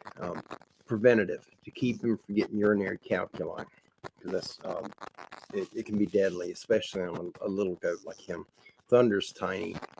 You can literally carry him like a football. He's a little bitty dude. But y'all will be seeing. We'll have a I'll definitely have a video up sometime this week, and it's going to be of both of us. We're just going to be romping through the woods, but one of the areas we're going to scout out to put up a stand in is the area. I've done a video, I think it was this week, and I seen something dart behind me across the trail, and I got really scared out there, and I walked around. I kicked a couple of deer up, but that area, I wanted to put a stand up that day, but I was too scared to do it by myself. The feeling was really bad, and Chris and I are going back over there together, and we're going to walk it out first, and if it feels all right, we're probably going to put a stand up. Skunk 8. Activity here in South Alabama has escalated big time since it started cooling off. I'm going to throw that up for those who didn't see that. South Alabama is, it's literally 50-minute drive from where we're at, and it is heavily wooded. Most of it's farming community. You get on the outskirts of Dothan, and even these little towns like Slocum, they're small. It's just an intersection with a few small mom and pop shops. But the woods in South Alabama, you could probably shoot a .22 rifle into the woods, and you'll be very lucky if that bullet travels further than 50 yards. It is so thick. But I went to Dothan, I think it was last year before, and I take the back roads when I go up to see my doctor. and there's a farm field on the left side. I'm going up about 100 yards from the highway. There's I guess there's a creek right there. There's a narrow strip of woods that goes all the way out half the width of that field, and it's a large field. I'm guessing around 800 acres. And every time I'd go by there, I've been making that trip since 2011, and I always scan that strip. I've seen some really big deer in there several times, probably 100 times since 2011. And I was scanning that field as I was going past looking for deer, and I seen an enormous human shape, 2 legs, 2 arms, torso, the head, the works. And immediately I thought somebody made a cutout of a Sasquatch, one of the plywood cutouts, and painted it black and stuck it in the tree line because it didn't move. When I spotted it, it was so large. It appeared to be maybe 10 foot, 9 or 10 foot. It was huge. And I watched it the entire 30, 40 seconds as I'm driving past. An hour and a half later, I'm coming back, and I was going to stop and use my phone and zoom in and get a picture of it, and it was gone. And there was no tractors in the field at all. It was a peanut field, and the peanuts were probably 12 inches high. It was getting about this time of year, so there was no ground cover. I mean, nothing past your knee across that field, so it was open all the way. And this thing was just inside the tree line, but you could see through to the field that's on the other side of this strip of forest. And the strip is probably 20 yards thick forest, but it's really long. And whatever it was, I'd made out the entire shape, and on the way back, it was gone. I don't know if it was somebody just putting it up as a hoax for somebody else, or if it was a real thing. I don't know. I have no idea, but I haven't seen it since, and I look for it every time I go up there. But all right, sorry about that. I get kind of off track easily. We're gonna get on with some more articles. Let me.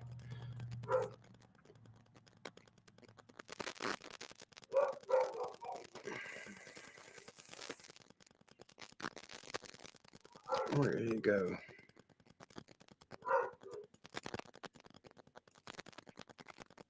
Oh, there he is. Michael Cardy. I thought I seen your name pop up, and I had to double check. Yeah, good deal. So good to see you. I'm glad you're here. Yes, Myro. Everybody's doing fantastic. Goats are good. We lost one a few days ago. Our little goat Cookie. One day he was fine. The next day he's down. He was sternal, sitting upright, but he was laying down. Tried to pick him up, and he's crying out in pain. We contacted the vet, and we couldn't get him in. They couldn't see him to the following day, so we brought him inside, and he had just a really hearty appetite. He'd eat everything you give him. He'd drink. He was fine. He was relieving himself fine, but he could not stand at all. And we tried everything, and he was a small goat.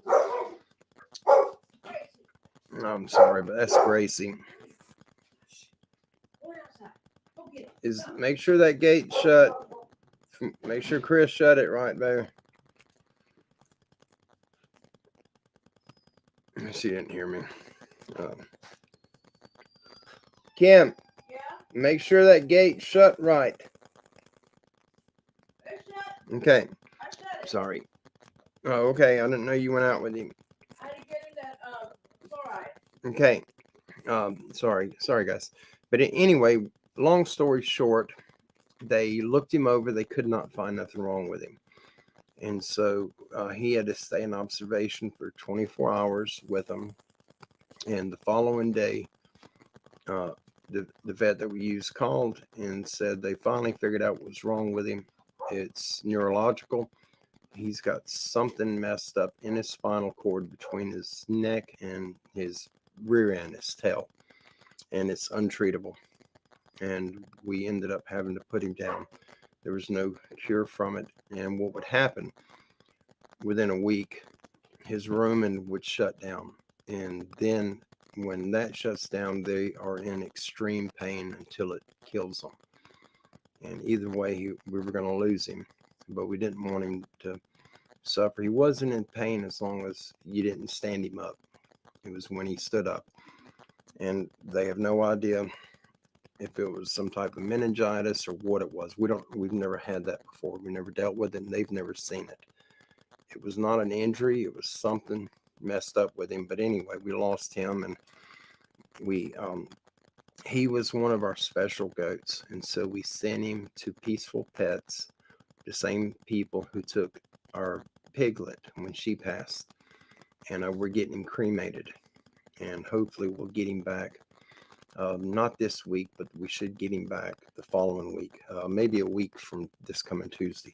But anyway, outside of that, all of them are doing fantastic, doing really good. We got a bunch of pregnant girls now, and Chris is going to be taking some of the babies.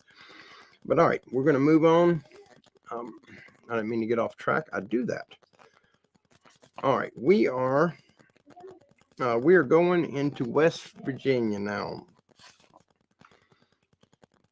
And this is a Buchanan, West Virginia wild ape sighting of 1925.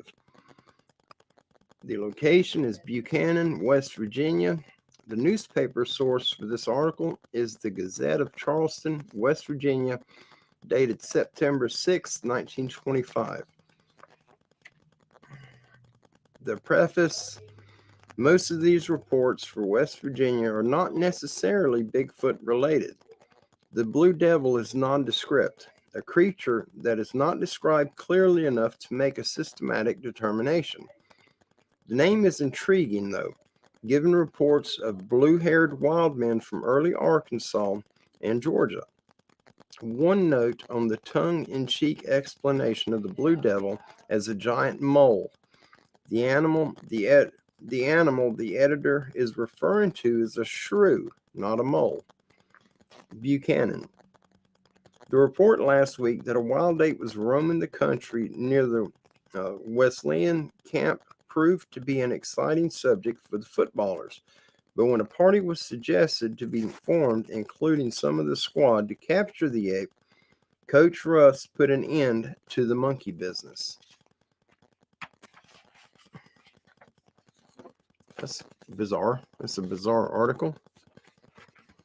That was 1925. Very bizarre. That may be a hoax article. I don't know. They did things a lot differently back then than the way they do now.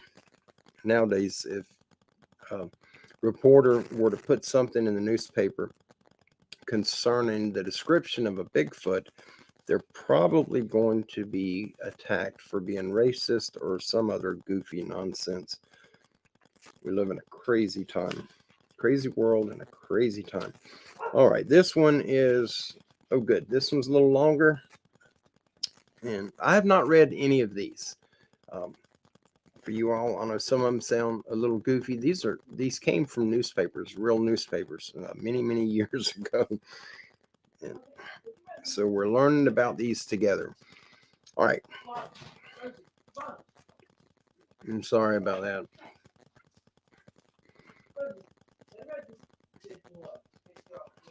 All right. Webster Springs, West Virginia Blue Devil mystery, 1939.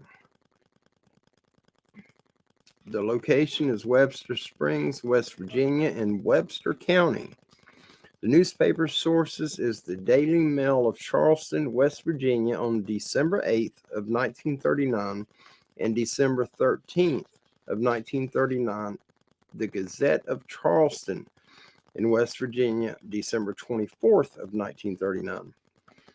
Blue Devil still evades traps and Webster's guns. Webster Springs, December 8th. The hunt continues for Webster County's famed horse-faced Blue Devil. but scores of hunters admitted today that they had not located the mysterious animal with a yell like a banshee. Last physical report of any sign of the blue devil came from Miss V.S. Cutlip of Diana, who said she heard a wild, inhuman scream near her home. But residents of the Diana Grassy Creek section, where the strange creature is said to make its home, firmly insist that there is a blue devil, but that he is too smart to be caught in the scores of bear traps that have been set for him, and knows enough to stay hidden when he sees a high-powered rifle.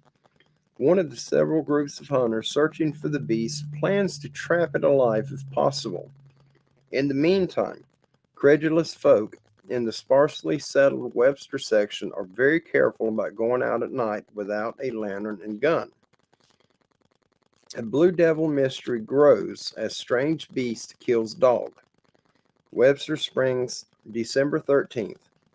Still puzzled by the mystery of their dog-faced blue devil, Webster Springs citizens today considered asking the State Conservation Commission to rid the forest of the Grassy Creek and Jumbo sections of the blue devil, or to conduct a search which will convince residents to those areas that no such animal exists.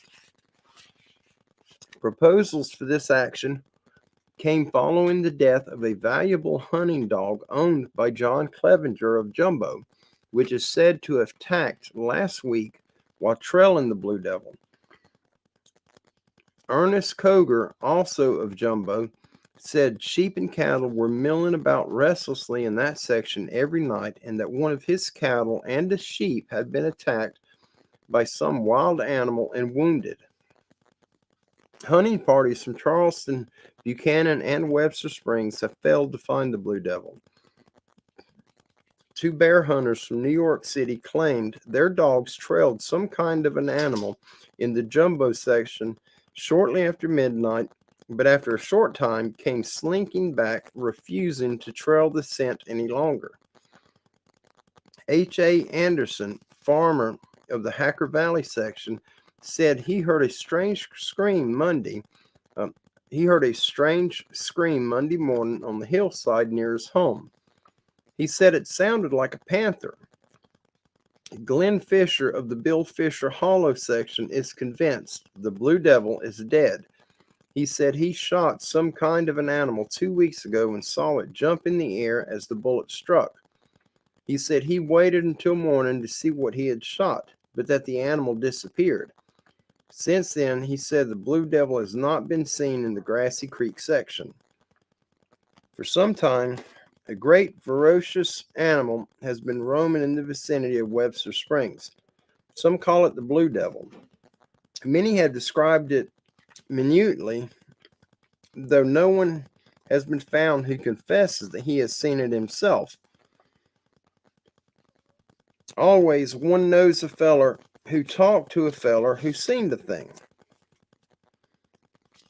It took the Clarksburg Telegram editor to figure out just what the animal is.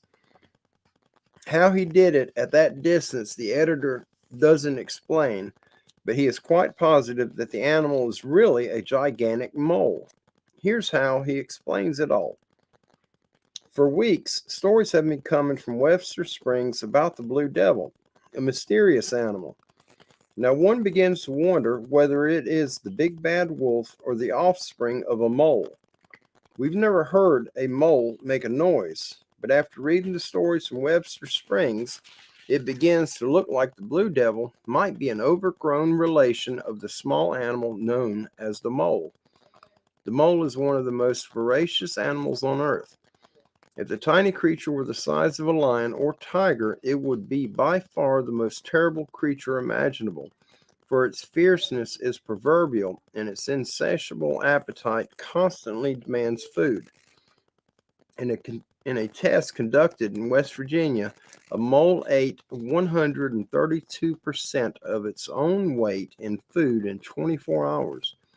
In another test, a mole given 2/3 of a pint of worms in one day was found the next morning, apparently starved to death. Wow. I did not know that a mole could eat that much. We've got them here, but we don't have blue ones, I don't think. JCL. Oh, awesome. Yep, absolutely. Thanks to Brother Don Moore for sending these articles to us. All of these that I've been reading to you guys have been sent in from our brother Don Moore, who's in the chat right now. Um, I'm so grateful for him doing this, and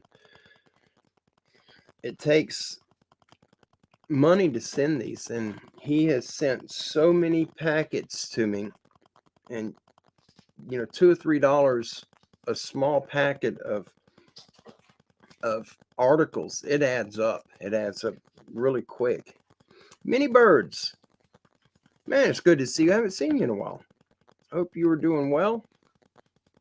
Oh, yeah, we're gonna try to get a little something together to help Brother Don Moore, to help it cover his expense for getting these into us.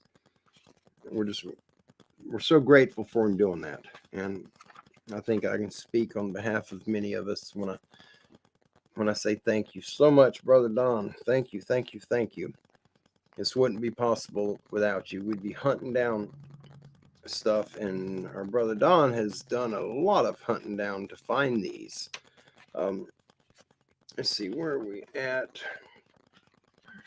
All right, we'll do a couple more, and then we'll start getting ready to close off. I know a lot of us here have to go to work in the morning. Oh, my back's hurting me. That's Gracie trying to open the door. All right. This article is also West Virginia. This is Randolph County and Pocahontas County, West Virginia's Blue Devil in the Gauley Mountain area in 1940. Randolph County and Pocahontas County line, West Virginia, Gauley Mountain area. And the newspaper source is the Gazette of Charleston, West Virginia, on January 30th, 1940. It's a Hard Life, it's titled. The life of the sheep raiser here in the Highlands is no bed of roses. If it's not sheep killing dogs, it's old man Bruin who devastates the flocks and brings woe to the mountain shepherds. And as if these varmints were not enough, along comes some strange critter in the Gauley Mountain section along the Randolph Pocahontas County line to lay waste among the flocks and bring further trial and tribulation to their owners. It's not a bear. We have the word of no less an authority than Wayne Stallnicker, deputy game protector and a man of broad knowledge of the woods and their inhabitants, and of impeccable veracity. For that, he's seen the tracks. The possibility arises, of course, that Webster County's famed Blue Devil may be on the loose in Randolph County. We was hoped when we first heard of this strange beast that it would prove to be one of the many painter cats which range the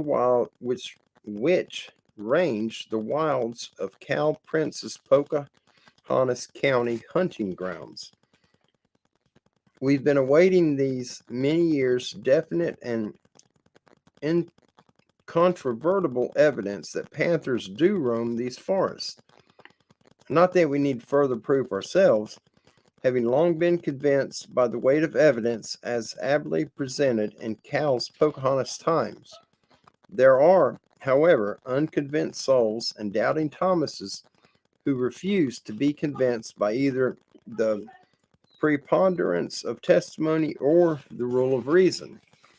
It seems, however, in this instance, that despite our fondest hopes, such is not to be the case, that it cannot be said with assurance that a panther is really at large. On second thought, however, we recall that the varmint is at large along the Pocahontas County line. We'd like some student of the wilds to take a second look at them tracks. That's Elkins Intermountain, whatever don't know what a Elkins Intermountain is, but that was Elkins Intermountain. Let's see where. Oh, this is. All right, we got.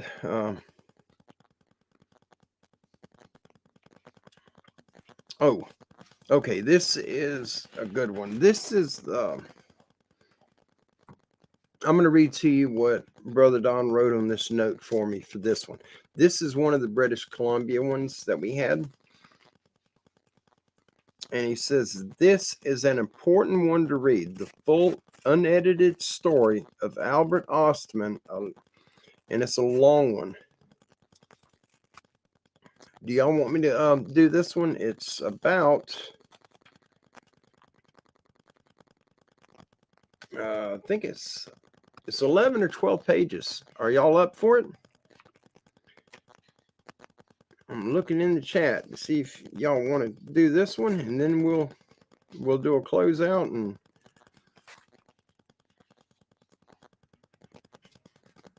yeah, this is 11 pages. Prudently says, "Yep, yep, absolutely. This looks like this is going to be a good one." All right, yeah, I think we'll do this one. I don't know if I can get this off. Let me get a drink of water. Oh, good deal. Minnie Burr says, yep. Rick says, go. Daniel says, go. Good deal. We will. That is my cup whistling. It's got a vent on it. When I drink out of it, it whistles for some reason. I usually carry that cup on the motorbike with me, so I have water because I drink way too much water. All right. Back's a little stove up the way I'm having to sit. I'm trying to sit to where I can see this in the light and you guys be able to see me, but I can speak over here into the microphone. I'm sorry about the whining. Our little dog Minnie Bit, she's in season and Petey is not fixed, and she whines for him and he whines for her, but they are not allowed to be together right now. Hey, Judy. Our sister Judy has made it. Hallelujah. Steve said, let's do it. All right. We are absolutely going to do it. Okay. All right, here we go. Prospector Albert Ostman kidnapped and lived with a giant family for several days near Toba Inlet, British Columbia. The year is 1924. The location is near Toba Inlet, British Columbia. The information sources is a letter written by Albert Ostman to newspaper reporter William Rowe in 1957. Personal interviews to former Bigfoot researchers John Green, Ivan T. Sanderson, and others. True magazine by Ivan T. Sanderson in 1960. Advance of Agassiz Harrison, British Columbia, Friday, May 5th, 1961. The preface. In 1957, Albert Ostman wrote a letter to a newspaper reporter, William Rowe, who was covering the Harrison Hot Springs, British Columbia interest in a Sasquatch hunt.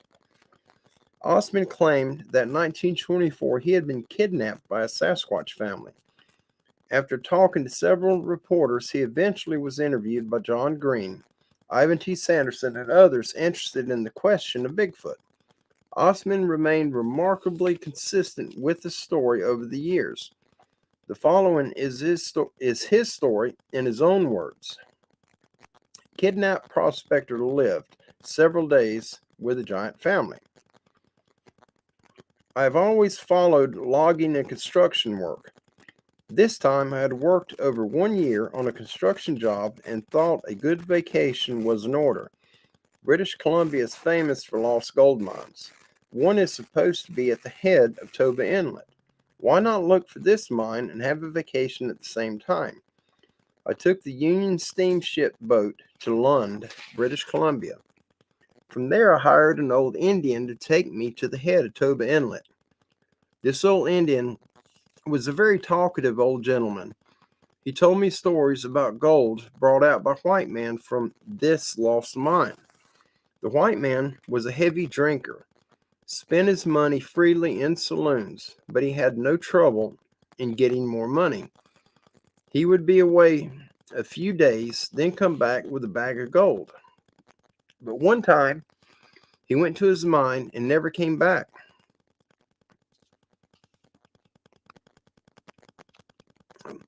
I lost where I was. I'm sorry. Some people said a Sasquatch had killed him. At that time, I had never heard of a Sasquatch, so I asked what kind of an animal he called a Sasquatch. The Indian said, "They have hair all over their bodies, but they are not animals. They are people, big people, living in the mountains." My uncle saw the tracks of one that were 2 feet long. One old Indian saw one over 8 foot tall.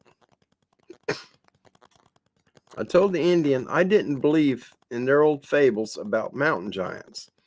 There might have been some thousands of years ago, but not nowadays. The Indian said there may not be many, but they still exist. Late one day, I found an exceptionally good campsite.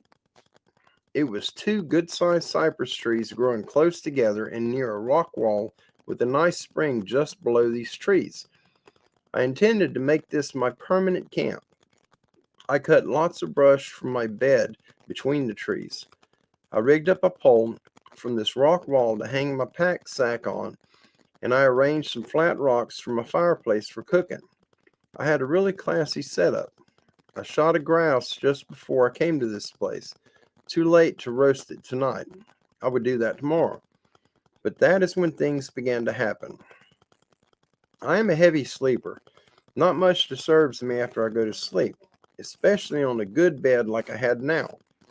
Next morning, I noticed things had been disturbed during the night, but nothing missing that I could see. I roasted my grouse on a stick for my breakfast about 9 a.m. I started out prospecting. That night, I filled up the magazine of my rifle. I still had one full box of 20 shells in my pack, besides a full magazine and 6 shells in my coat pocket. That night, I laid my rifle under the edge of my sleeping bag. I thought a porcupine had visited me the night before, and porkies like leather. So I put my shoes in the bottom of my sleeping bag. Next morning, my pack sack had been emptied out. Someone had turned the pack upside down. It was still hanging on the pole from the shoulder straps as I had hung it up. Then I noticed 1/2 pound package of prunes was missing. Also, my pancake flour was missing, but my salt bag was not touched. Porkies always look for salt, so I decided it must be something other than porkies. I looked for tracks but found none. I did not think it was a bear. They always tear up and make a mess of things. I kept close to camp these days in case this visitor would come back. I climbed up on a big rock where I had a good view of the camp, but nothing showed up. I was hoping it would be a porky, so I would get a good porky stew. These visits had now been going on for 3 nights. I intended to make a new campsite the following day, but I hated to leave this place. I had fixed it up so nice, and these 2 cypress trees were bushy. I thought it would have to be a heavy rain before I would get wet, and I had good spring water, and that is hard to find. This night it was cloudy and looked like it might rain. I took special notice of how everything was arranged. I closed my pack sack. I did not undress. I only took off my shoes. I put them in the bottom of my sleeping bag, and I drove my prospecting pick into one of the cypress trees so I could reach it from my bed. I also put the rifle alongside me inside my sleeping bag. I fully intended to stay awake all night to find out who my visitor was, but I must have fallen asleep. I was awakened by something picking me up. I was half asleep, and at first I did not remember where I was. As I began to get my wits together, I remembered I was on this prospecting trip and in my sleeping bag. My first thought was it must be a snow slide, but there was no snow around my camp.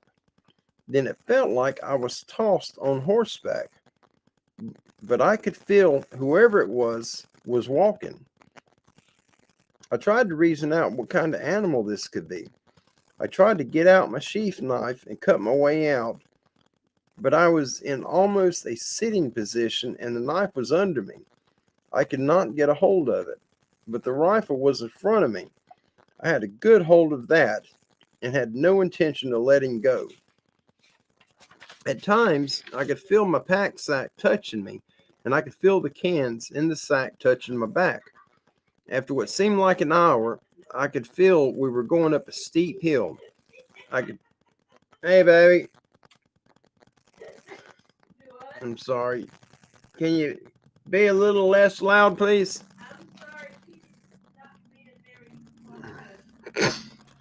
I'm sorry about that.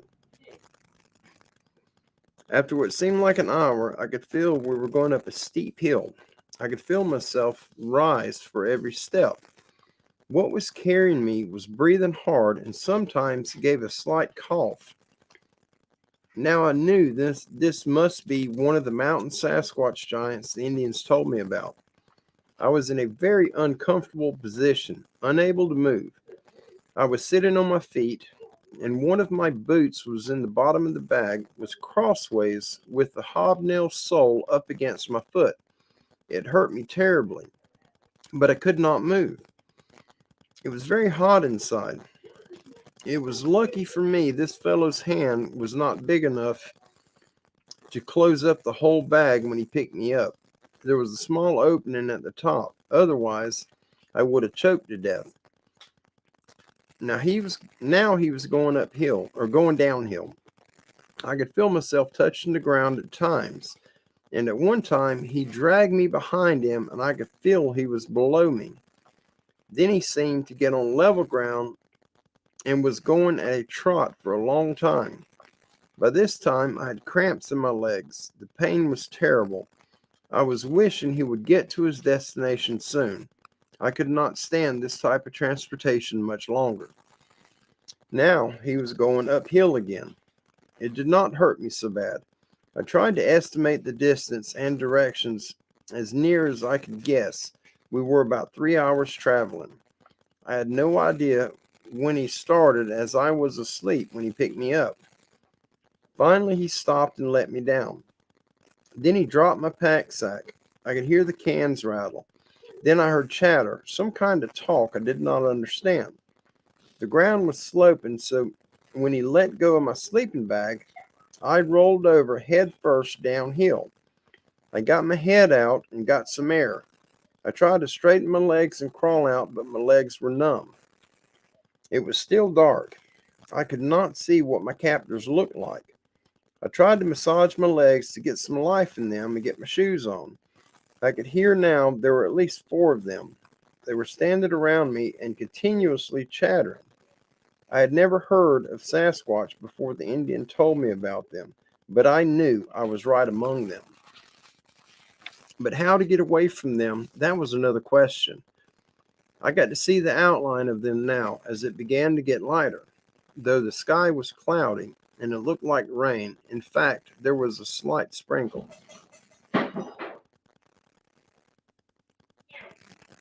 I now had circulation in my legs, but my left foot was very sore on top, where it had been resting on my hobnail boots.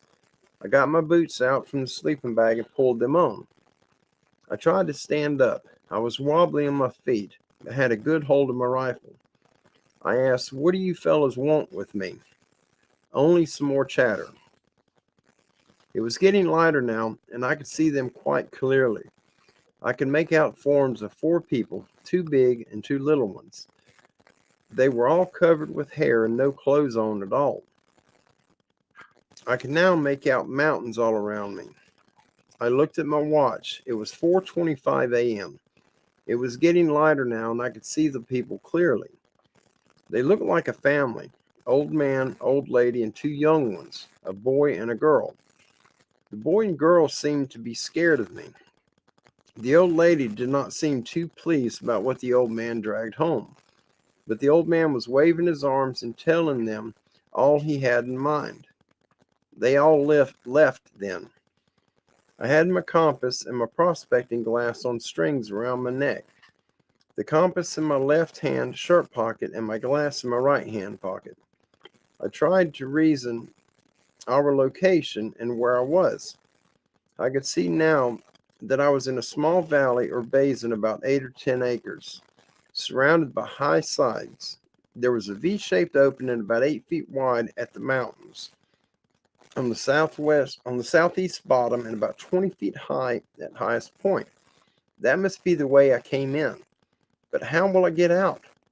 The old man was now sitting near this opening. I moved my belongings up close to the west wall. There were 2 small cypress trees there, and this would do for a shelter for a time being, until I find out what these people want with me and how to get away from here. I emptied out my pack sack to see what I had in the line of food. All my canned meat and vegetables were intact, and I had 1 can of coffee. Also 3 small cans of milk, 2 packages of hardtack, and my butter sealer half full of butter.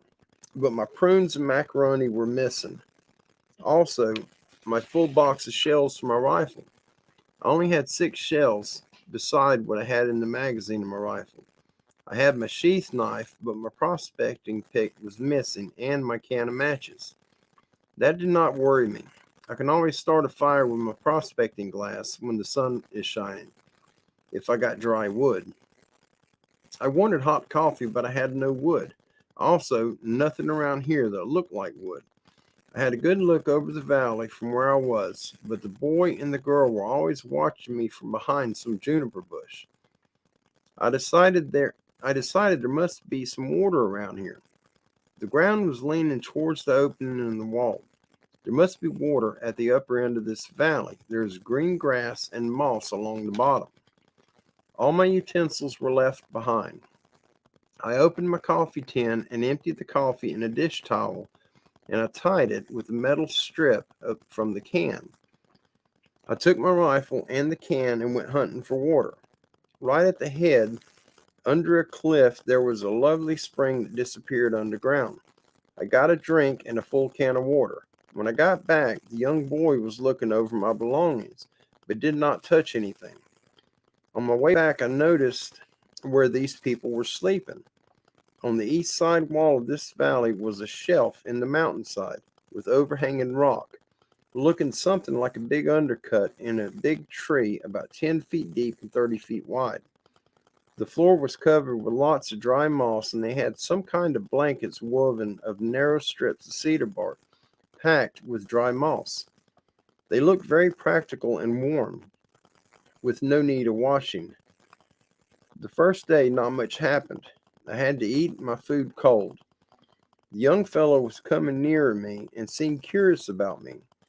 My 1 snuff box was empty, so I rolled it towards him.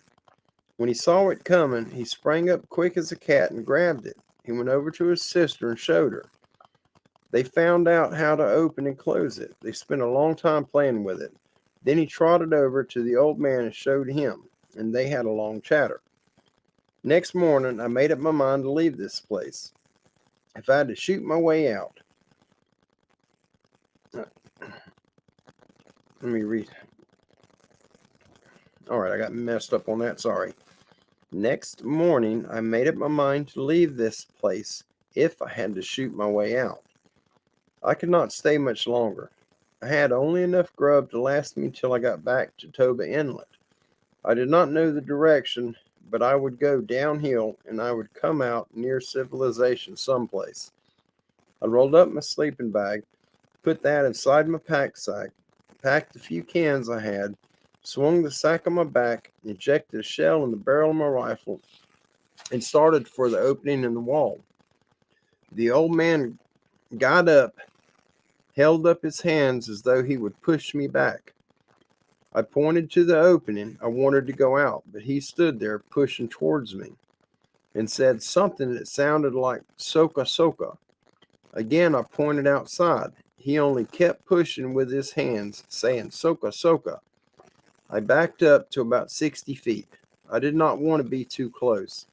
I thought if I had to shoot my way out at 30-30, it might not have much effect on this fella. It might make him mad.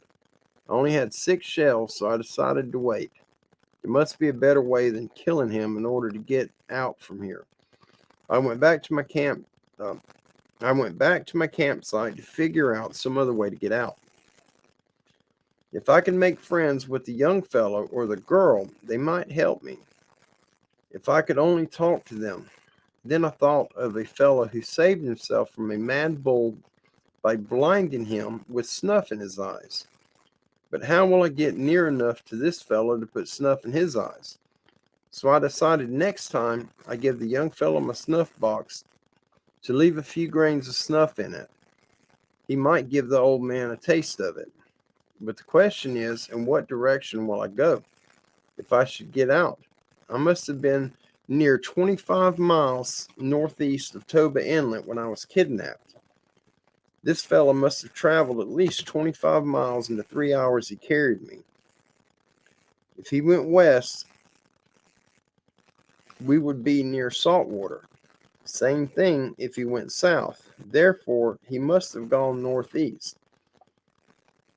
If I then keep going south and over 2 mountains, I must hit saltwater someplace between Lund and Vancouver.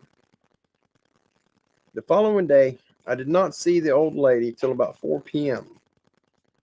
She came home with her arms full of grass and twigs and all kinds from spruce and hemlock, as well as some kind of nuts that grow in the ground. I have seen lots of them on Vancouver Island. The young fellow went up the mountain to the east every day. He could climb better than a mountain goat. He picked some kind of grass with long, sweet roots. He gave me some one day. They tasted very sweet. I gave him another snuff box with about a teaspoon of snuff in it. He tasted it, then went to the old man. He licked it with his tongue. They had a long chat. I made a dipper from a milk can. I made mini dippers. You can use them as pots too. You cut 2 slits near the top of any can. Then cut a limb from a small tree. Cut down back of the limb, down the stem of the tree, then taper the part you cut from the stem. Then cut a hole in the tapered part. Slide the tapered part of the slit you made in the can, and you have a good handle on your can. I threw one over to the young fellow who was playing near my camp. He picked it up and looked at it. Then he went to the old man and showed it to him. They had a long chatter. Then he came to me, pointed at the dipper, then at his sister. I could see that he wanted one for her too. I had other peas and carrots, so I made one for his sister. He was standing only 8 feet away from me. When I had made the dipper, I dipped it in water and drank from it. He was very pleased, almost smiled at me. Then I took a chew of snuff, smacked my lips, and said, "That's good." The young fellow pointed to the old man, said something that sounded like ook. I got the idea that the old man liked snuff, and the young fellow wanted a box for the old man. I shook my head. I motioned with my hands for the old man to come to me. I do not think the young fellow understood what I meant. He went to his sister and gave her the dipper I made for her. They did not come near me again that day. I had now been there 6 days, but I was sure I was making progress. If only I could get the old man to come over to me, get him to eat a full box of snuff, that would kill him for sure, and I wouldn't be guilty of murder. The old lady was a meek old thing. The young fellow was by this time quite friendly. The girl would not hurt anybody. Her chest was flat like a boy, no development like young ladies. I am sure if I could get the old man out of the way, I could easily have brought this girl out with me to civilization. But what good would that have been? I would have to keep her in a cage for public display. I don't think we have any right to force our way of life on other people, and I don't think they would like it. The noise and racket in the modern city, they would not like any more than I do. The young fella might have been between 11 and 18 years old, about 7 feet tall, and might weigh about 300 pounds. His chest would be 50 to 55 inches, his waist about 36 to 38 inches. He had wide jaws, narrow forehead that slanted upward round at the back, about 4 or 5 inches higher than the forehead. The hair on the heads was about 6 inches long. The hair on the rest of the body was short and thick in places. The woman's hair was a bit longer on their heads, and the hair on their forehead had an upward turn like some women have. They call it bangs, among women's hairdos. Nowadays, the old lady could have been anything between 40 to 70 years old.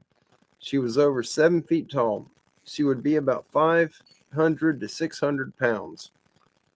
She had very wide hips and a goose-like walk.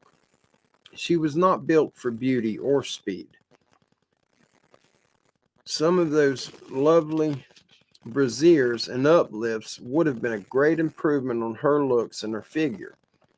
The man's eye teeth were longer than the rest of the teeth, but not long enough to be called tusk. The old man must have been near 8 feet tall, big barrel chest and big hump on his back, powerful shoulders. His biceps and upper arm were enormous and tapered down to his elbows. His forearms longer than humans, but well proportioned. His hands were wide. The palm was long and broad and hollow like a scoop.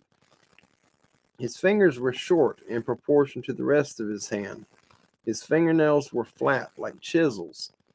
The only place they had no hair was inside their hands and the soles of their feet and upper part of the nose and eyelids.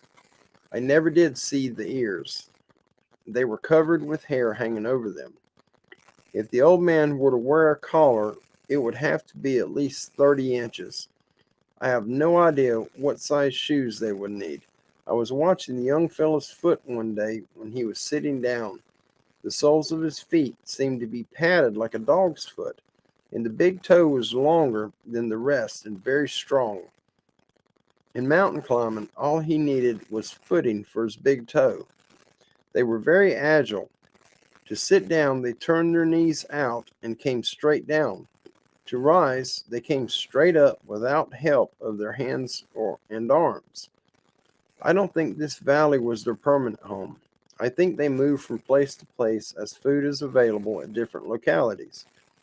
They might eat meat, but I never saw them eat meat or do any cooking.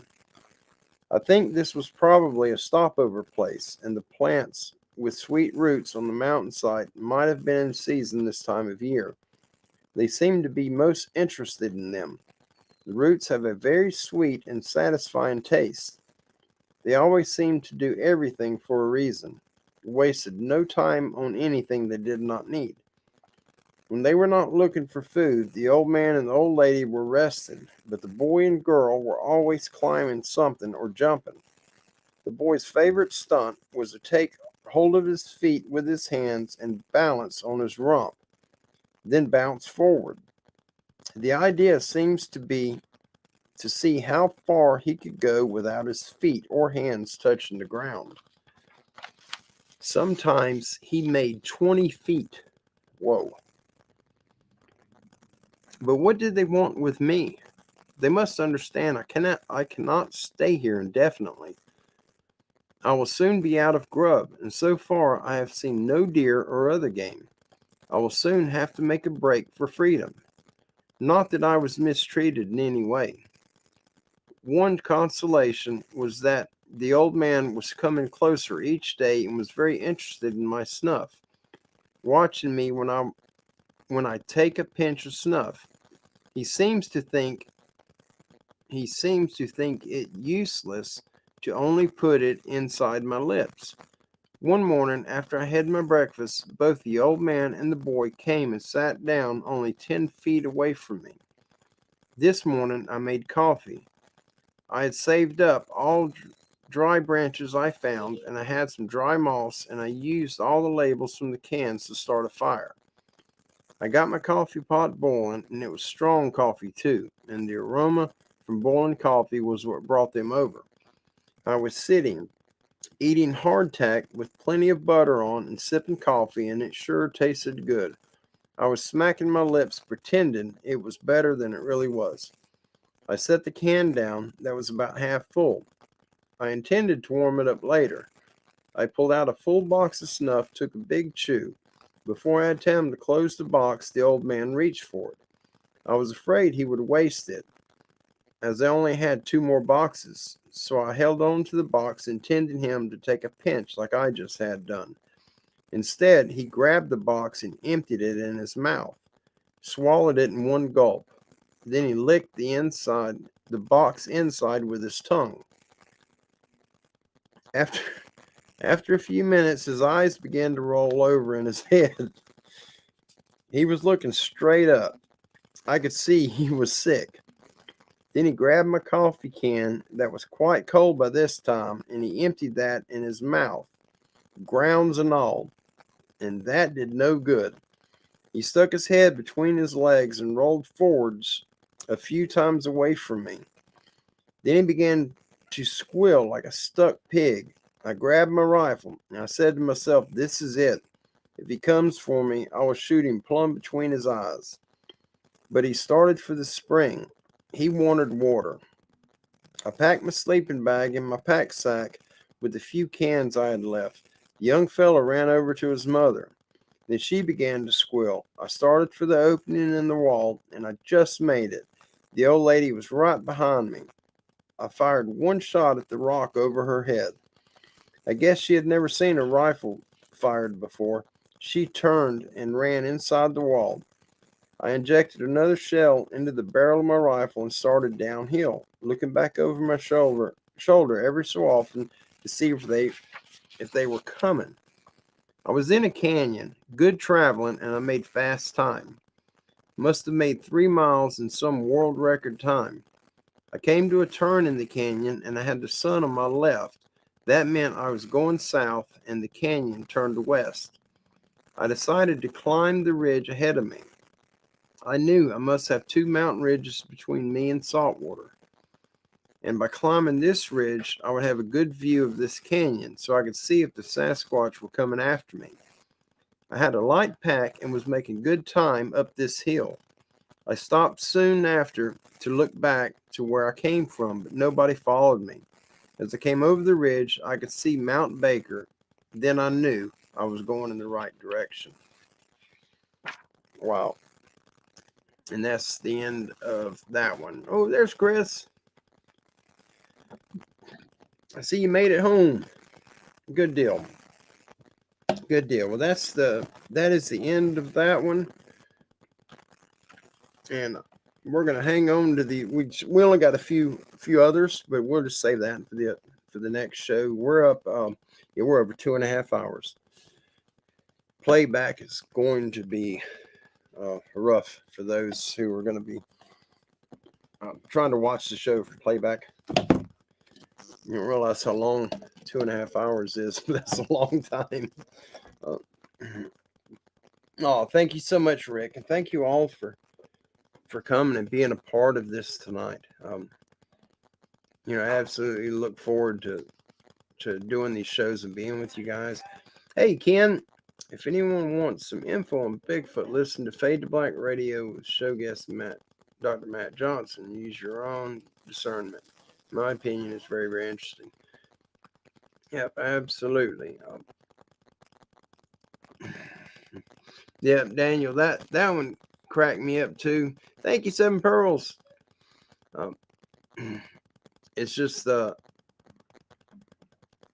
Sasquatch dumping the can of snuff in his mouth. I knew where that was going right away. Yeah, that's not a very smart thing to do. You're better off drinking gasoline. Yep, absolutely. I could see it as I was reading the story. I was picturing this mammoth giant dumping a can of snuff in his mouth and swallowing it, then rinsing it down with coffee with the grounds and everything in it. And these creatures live off what's in nature, and we don't have much tobacco that grows out in nature, so I couldn't imagine what his mind was thinking, when all that started happening. Chris said he can dump 2 cans. That'd be worth watching. I'll pay for them. I just want to get it on video. What since we've got, I think we have a large portion of our family here now. I know a lot of you were not here in the beginning when we first started tonight, so I wanted to share with you what's going on. Recently we had our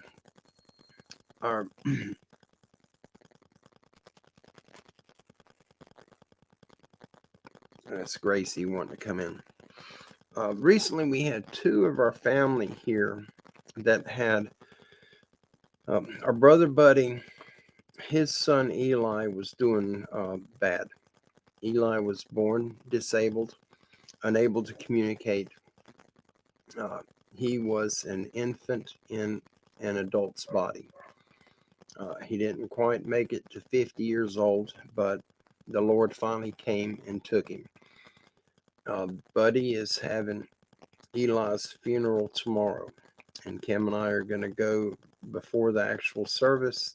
The service is at the same time. We have to pick up Rosie from school, but we are going to go and pay our respects and bid a temporary farewell to our brother Eli and see Buddy, his dad. But also we got contacted, our sister Caroline. She contacted Kim yesterday. Caroline didn't. Her husband Clyde, he contacted Kim to let her know that they finally found their grandson, Eli. That was the other Eli. He was missing in California, and they couldn't find him. There was nobody heard from him. They just vanished, Eli and his girlfriend. Well, they found him, and what we heard yesterday, Eli and his girlfriend, I believe her name was Macy, they did not survive. Whatever they went through, they both have moved to go home to be with the Lord. And our sister Caroline and her entire family, Caroline and Clyde, their entire family is very distraught over losing their grandson, Eli. So please, when you guys are saying your prayers, pray for our sister Caroline, her husband Clyde, and all of the family, everyone that is affected by Eli leaving here, and his girlfriend. Pray for her family as well, please. Caroline and Clyde are very shook up. They're busted up pretty good emotionally right now over that. So please add them to your prayers tonight when you're praying. And we got our sister Lynn is having a lot of surgeries coming up soon. She's got several of them. She was here in the chat earlier tonight, so please pray for Lynn and pray for the surgeons that their work is precise and they have no issues. Hey, Brother Mark. Yep, absolutely. And, I did not know that. Mark says that missing girl, Gabby, they found a body, is what Mark said in the chat. So, yes, please pray for Gabby. Pray for her family as well. There's a lot of bad crap happening worldwide to everyone. So please, let's pray for everyone. Hey, Frank.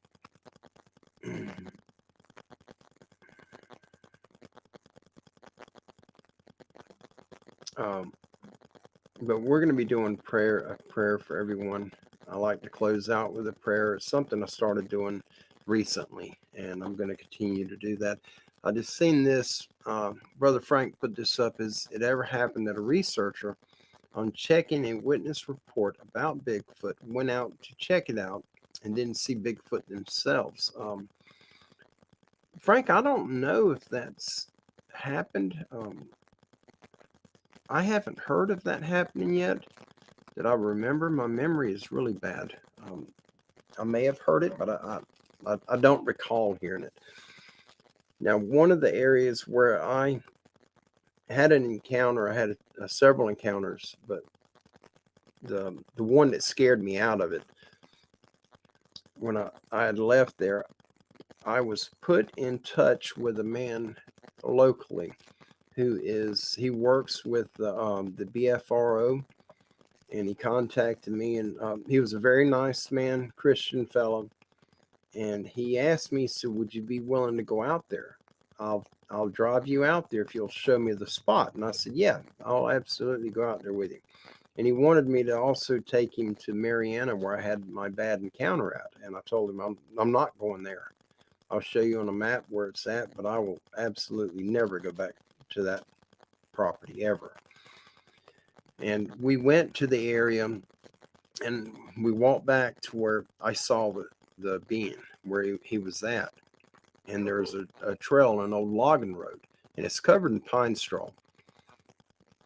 And he asked me where I was at, and I told him I was right here on the trail. And, 20, 30 feet from me, right here in the woods, is where this thing stepped out behind the tree. Well, he looked down at the ground and he said, well, there's a print right there. And he pointed, 5 feet from me. And I didn't see anything. I just seen pine straw. I could see the tracks from the wildlife, from the deer and the pigs. When they step, they punch a hole in the ground, and the pine straw gets shoved down in it, and it folds up where the pine needles are sticking up. So it's real easy to see a deer track or a pig track. And that's all I seen. He squatted down. I was right there with him, and I watched everything he'd done. He didn't touch the ground. He gently raked the pine straw back, and there was a human footprint right there, a large one. And he had me hold one end of his tape measure, and he held the other end, and he took his phone and he took a picture of it. And it was over 16 inches, but there were 3 different size tracks there. That was the big one. The other 2 were small, but the whole ground was covered in them. And I never seen them. I didn't see any of those. I found the occasional track. Every once in a while you'll find like 3 or 4 tracks. It's like they just start. They'll be in that soft ground near the swamp, and you'll see one track, and there may be 2 or 3 others in line, but then there's no more.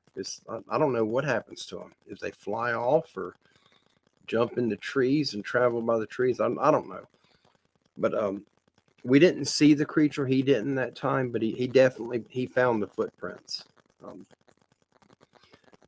But I'm sure there's got to be some researchers that have actually come across the creatures. Now, I've heard of a sheriff that was called to a home that had Bigfoot terrorizing the man, killing the man's dogs, and the sheriff came out multiple times. And then the last trip he was out, walking behind the man's house, he had it finally stepped out on him and growled at him, and he went the other way. And I'm not sure where that happened at. It seems like it was Ohio, but I'm not going to stand behind that. I can't be positive on that for sure. Hey, Eric. Gypsy Road. Awesome.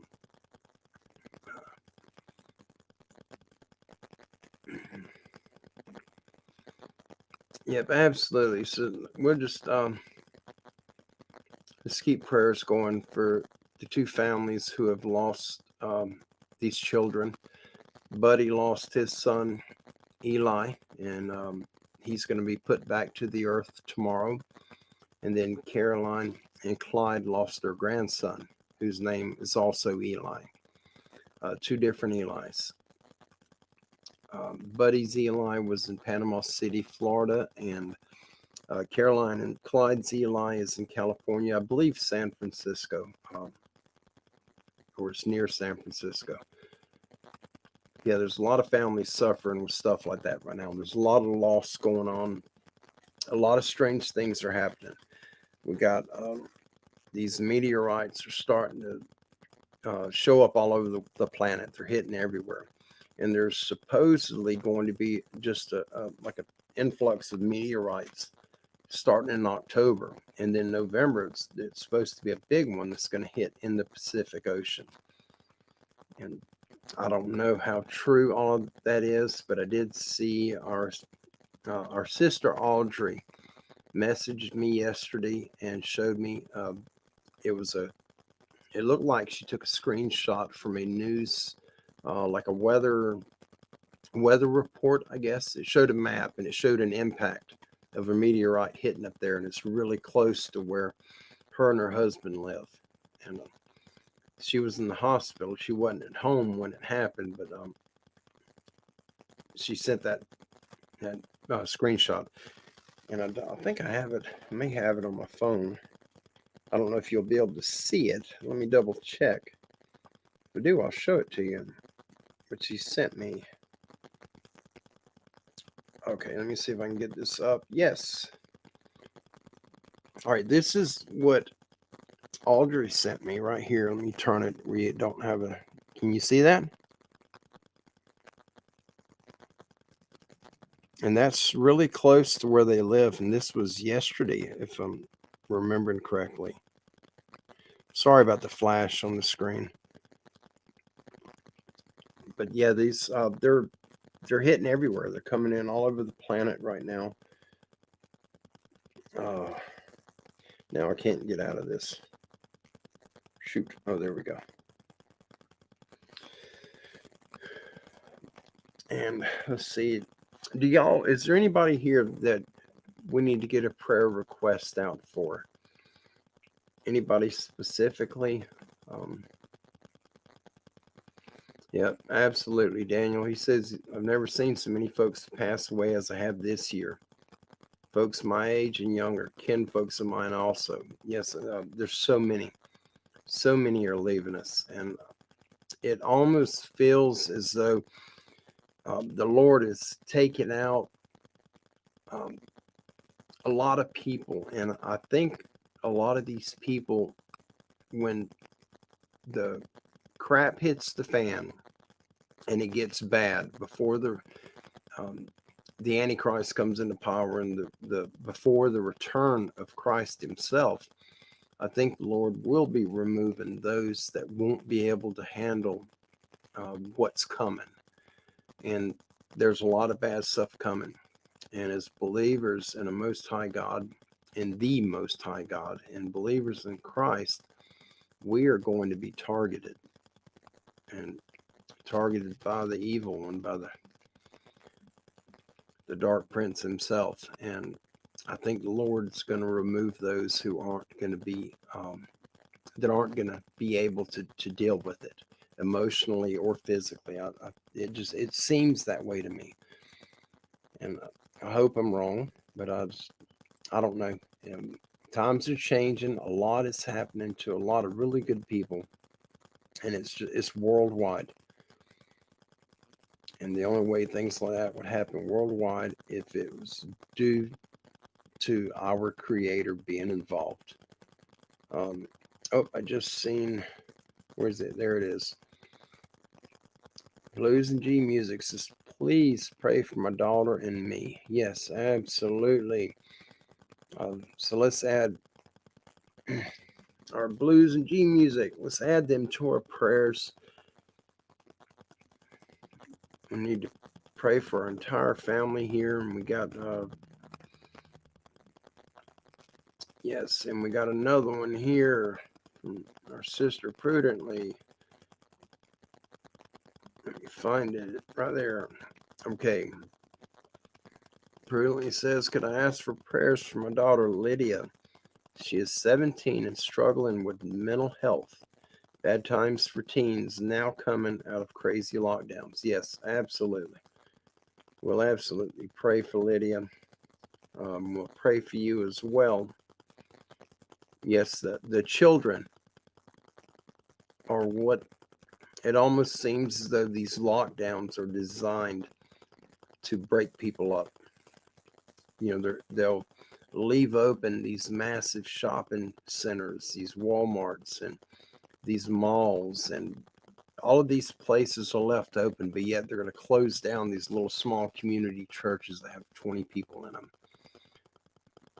It's if you keep families out of church, you keep the young people out of learning about our Creator and the Holy Spirit and Christ Yeshua, Jesus. If you keep these young people out of that scene where they don't learn about it, then they're more likely to fall in lines with being what people are calling sheeple.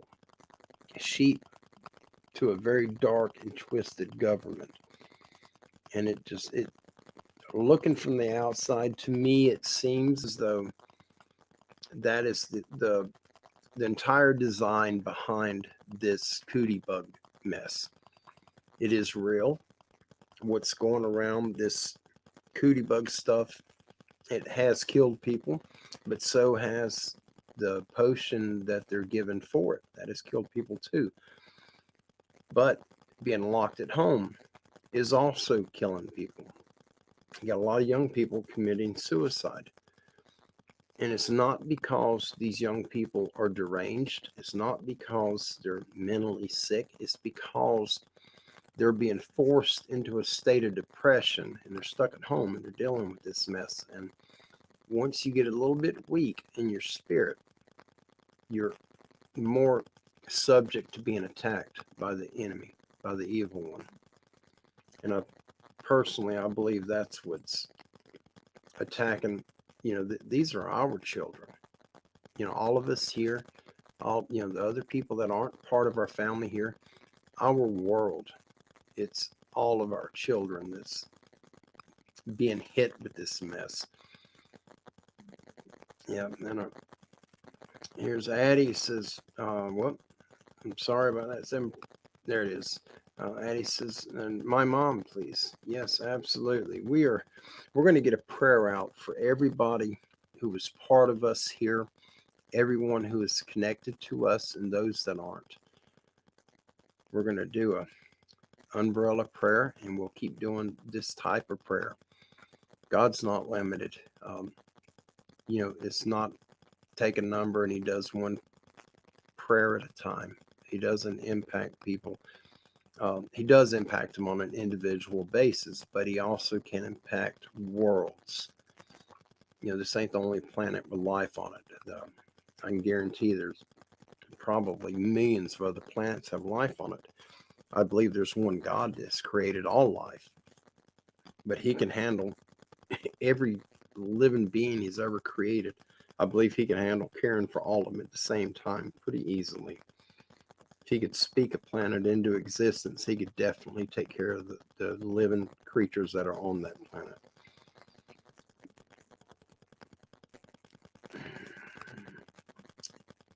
Yes, absolutely.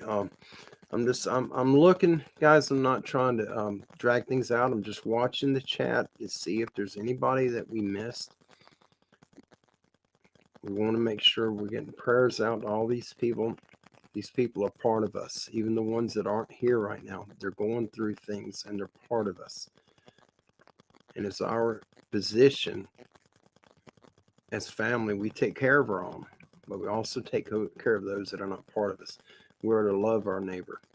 We're to love our enemy. You ain't got to like them, but we're supposed to love all of mankind, all of creation. If they don't do right and they're not happy that you love them, they can get over it. I can answer to any human. I ain't got no problem with that. I don't want to have to answer to my Creator, for not doing what we're supposed to do. I don't want to be in that position. I've beat myself up enough. I put myself in enough bad situations my entire life, and I carry the scars for it, externally and internally, and all of it was at my own hands. And I ain't afraid of any of it to happen again. I don't want to tote a scar from the Most High God who put me here. I don't want to carry that one. That one scares me.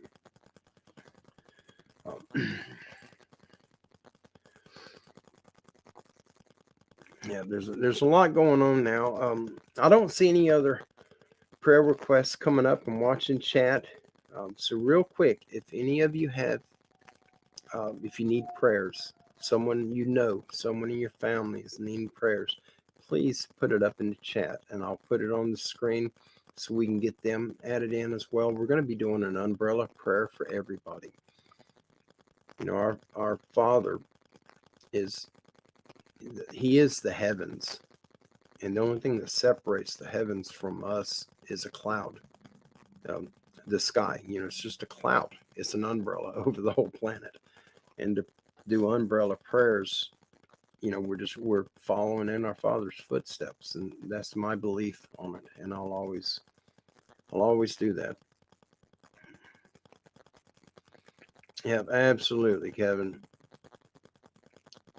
Absolutely. I'm going to throw that up right quick.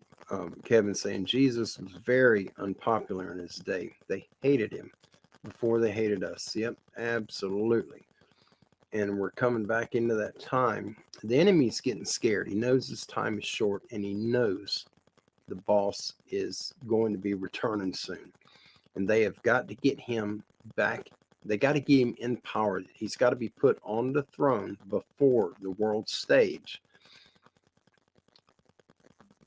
Before Christ returns. And Jesus, Yeshua, whatever you choose to call him, Isa, whatever it may be, he's not returning until the Antichrist is in power. That has got to happen first. If the Antichrist does not come into power, he's not going to return. We don't know the day of the return of our Lord and Savior, but we also don't know the day of the Antichrist stepping up.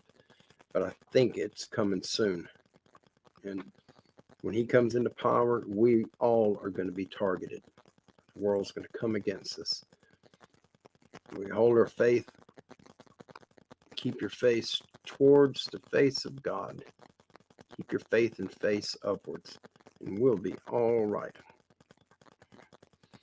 Yep, Judy says, I've learned that a person must stay humbled. Absolutely. Humbled before the Lord. Yes, absolutely.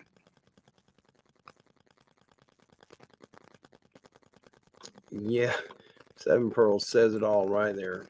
You know, for some it's fascinating. For others, we know this was foretold. You know, the plan has already been written. It's all going to be done. And we do win. We win in the end. And the only cost a lot of us are going to have to pay is the vessel that carries us is probably going to be destroyed, our body. But it's just, all it is a box.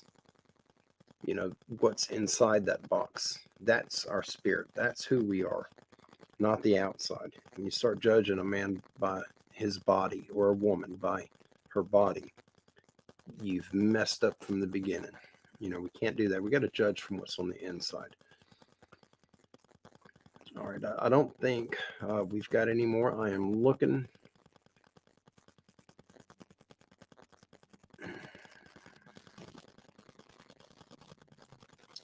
Yeah, Daniel, absolutely, brother. Absolutely. If you're not of this world, you are hated. Not will be. They hated Christ. And if they hate him, they hate you. Yeah, absolutely. And the reason they are hating us now, they did hate him and they still do. But the reason they hate us is because of who our Father is. They are so afraid of him. And us as a group, we are a powerful group of people. Our Father is, you know, he's it. It don't get no bigger or no more powerful than Yahweh himself, the most high God of creation. And that is our dad. That's our Father. And when you mess with his children, he comes to answer the call. And I think they are very afraid of that. All right. Well, if y'all are ready, we will get a prayer out for everyone. I don't think I've missed anyone. I hope not. If I've missed anybody asking for prayers, please put it back up right quick. Or if one of you have seen one that I missed, please, if you can throw it back up.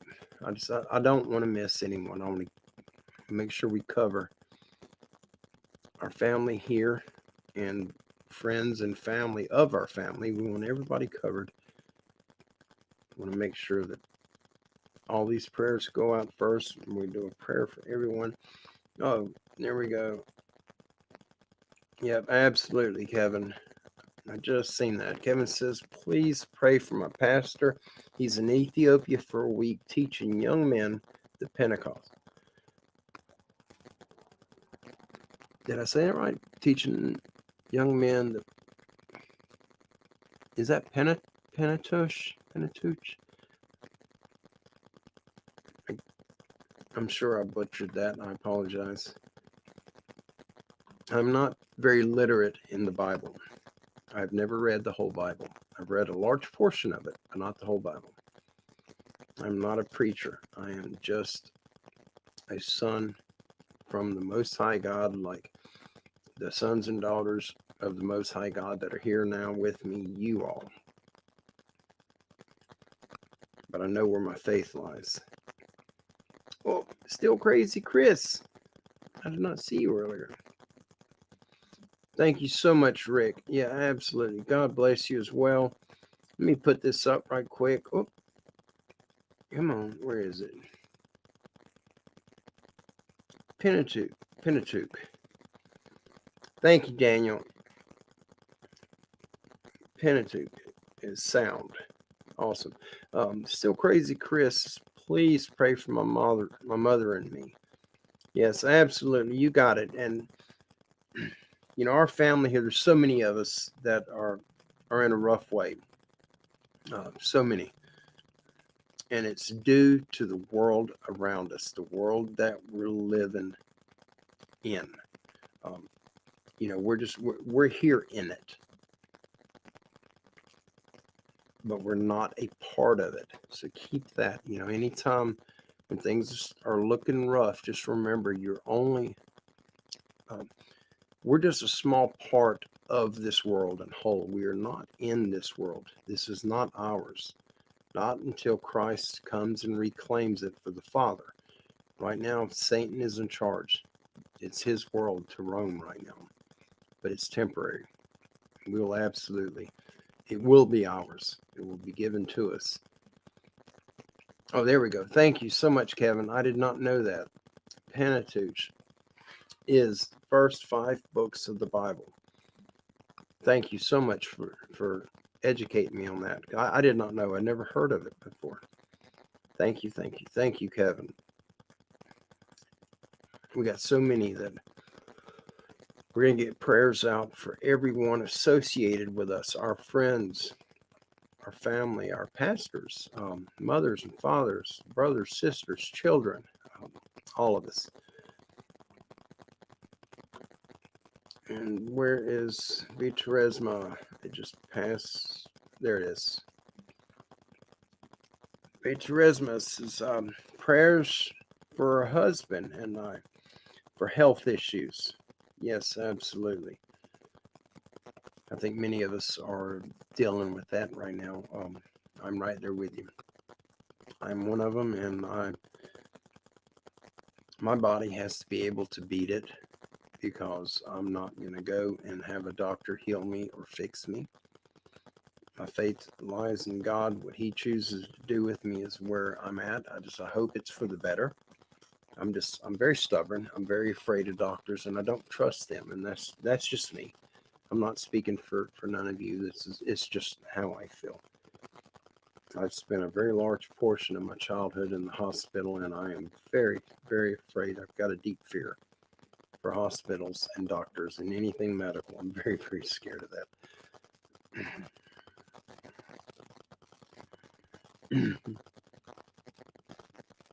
Yeah, absolutely, Ken. Where'd it go? There it is.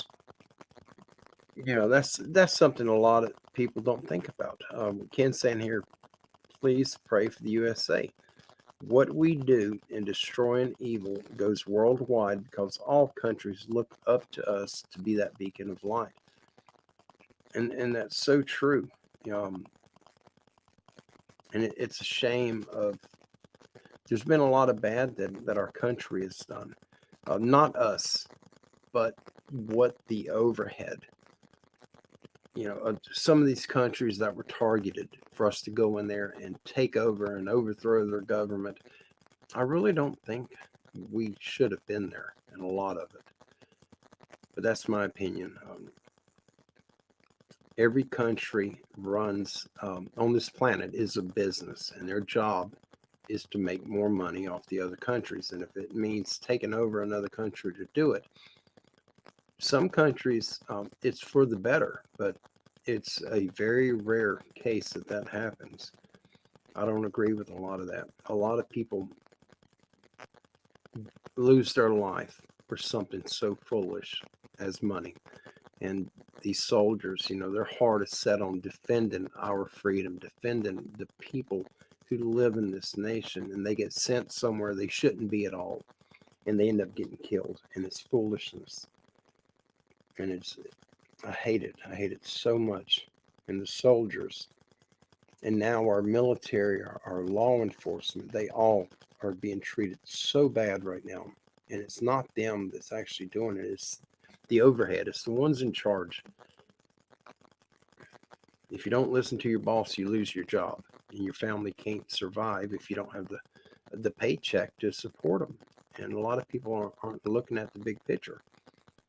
The soldiers in a foreign country overthrowing a government, they don't have say-so in that. If they go against what they're ordered to do, they get court-martialed, and they can't win. And if they do their job, when they come home, then a lot of their own fellow countrymen turn their backs on them and attack them. It's horrible. We live in a rough time, but it's temporary. We're not going to be here long. It's temporary. Just look ahead at what's coming. Once all of the dust settles, we are going to be in a flower garden of eternity. We're going to be where we're supposed to be, and it's going to be good. It's absolutely going to be good. Bobcat 325. It's good to see you. Let's see.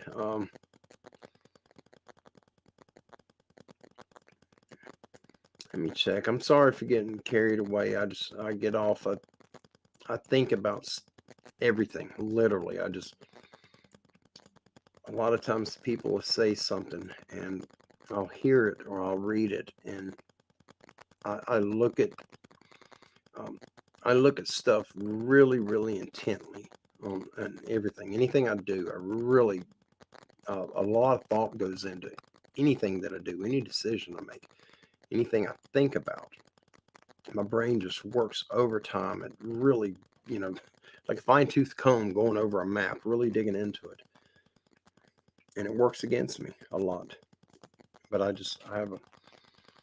don't like what's happening to people worldwide. I just don't like it. And if you chase down the beginning of it, it all goes to the kings, the queens, the presidents. It all goes to those who are in charge. That's where it all originates. The mass fear the media is trying to instill in everyone. If the president come out and said the next news media that tries to put fear in our people, you will be sent to Guantanamo Bay. If he would do that, it would stop. But they won't do it because they are allowing it.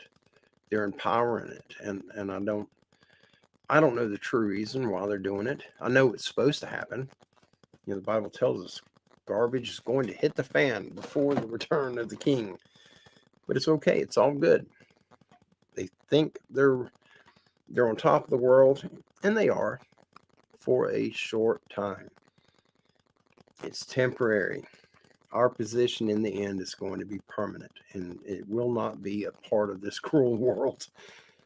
Well, all right. I'm getting carried away. I'm going to go ahead and we'll get a prayer out, and we'll close this down. Many people they've already left to go to bed for work in the morning, and I'm sure there's other shows going on tonight, and so I want to go ahead and get a prayer out for everyone. If y'all are ready, we will get this wrapped up.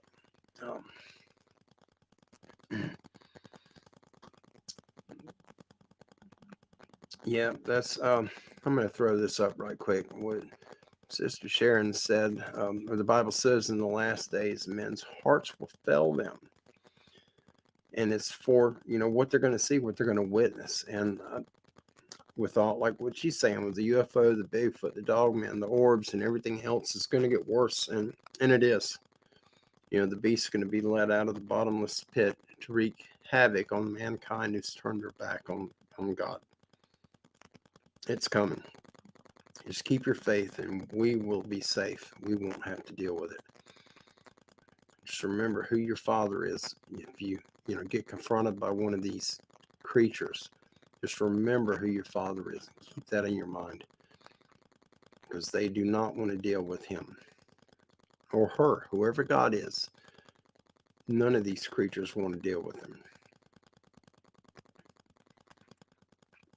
Yep, media has been corrupt since 1912. Yep, I believe that. Blues and G music. Absolutely believe that. All right. Yeah, absolutely. Francesca, you're right on the money. It's all the media's in the business for money. Money, money, money. Night, baby. Love you. All right. Well, folks, I am going to get a closeout prayer and we'll be shutting this down. So if y'all ready, here we go. Judy says she's ready. Good deal. All right. Well, here we go. Our Father who art in heaven, I thank you for this wonderful day that you've blessed us with, Father, and thank you for allowing us to come together tonight to discuss your goodness and your glory and our family here and all of those who are associated and related to each and every one of us here tonight. Father, I ask that you step into the lives of those who have sick loved ones, those that are dealing with health issues, those who are dealing with emotional issues, and for those who are dealing with drug and alcohol abuse issues. Father, we ask that you send your Holy Spirit into the lives of everyone who is in need right now. Father, we ask that you cover our family and their friends and their families. Father, extend your hands to our sister Caroline and Clyde and their family over the passing of their son or their grandson and the passing of his girlfriend. Father, step into the lives of all families involved with them young people. Father, bring a knowing into their lives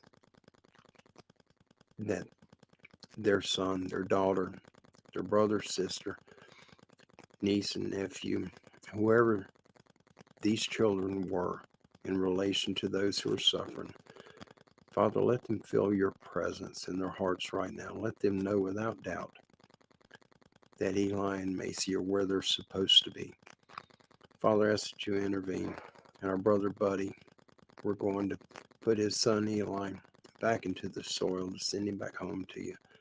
And I ask that you take Eli's family and you put that supernatural inner peace within their hearts, that they all know who you are and they all know that Eli is with you and he's done his job. Father, fill all families who are dealing with some type of attack from the enemy, those that are dealing with hatred that isn't stemmed from something that's within them, but a hatred that's been put on them from the outside world, from the outside evil and unclean influence. Father, open the hearts, minds, and souls of everyone who is part of us here tonight and their family and friends.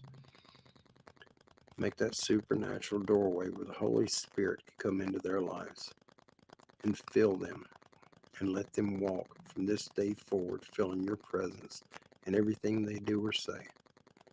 Father, we thank you for this opportunity. We thank you for loving us and providing for us, and we thank you for the opportunities that you have given us. Father, please guide our next step and our next action, whatever it may be, and help us to stay on the path that you've designed us to walk. We give you all the honor, all the glory, all the praise, and all the love. I pray these words from our heart and soul. In Christ Jesus, Yeshua's name. Amen. Amen. Oh, V. Charisma, thank you so much. Thank all of you for being here. And those of you that are that are dealing with loss, those that are dealing with so much that's attacking you, whether it be financially or just an emotional hardship. Keep your faith strong. You know, your support is so much further than on a human level. You've got so much support out there. The angels of God do exist. Whether you believe that they have wings and fly or not, they do exist. They are here. They're being seen worldwide by people, just as the unclean, the dark presences are being seen worldwide. So are the good ones, the light of God Himself. Just keep your faith strong. Don't let the enemy come in. Anytime you speak or declare something in the name of Christ, declare it as though it's already happened and you know it to be true, that God is in charge of that situation and nothing can come against you.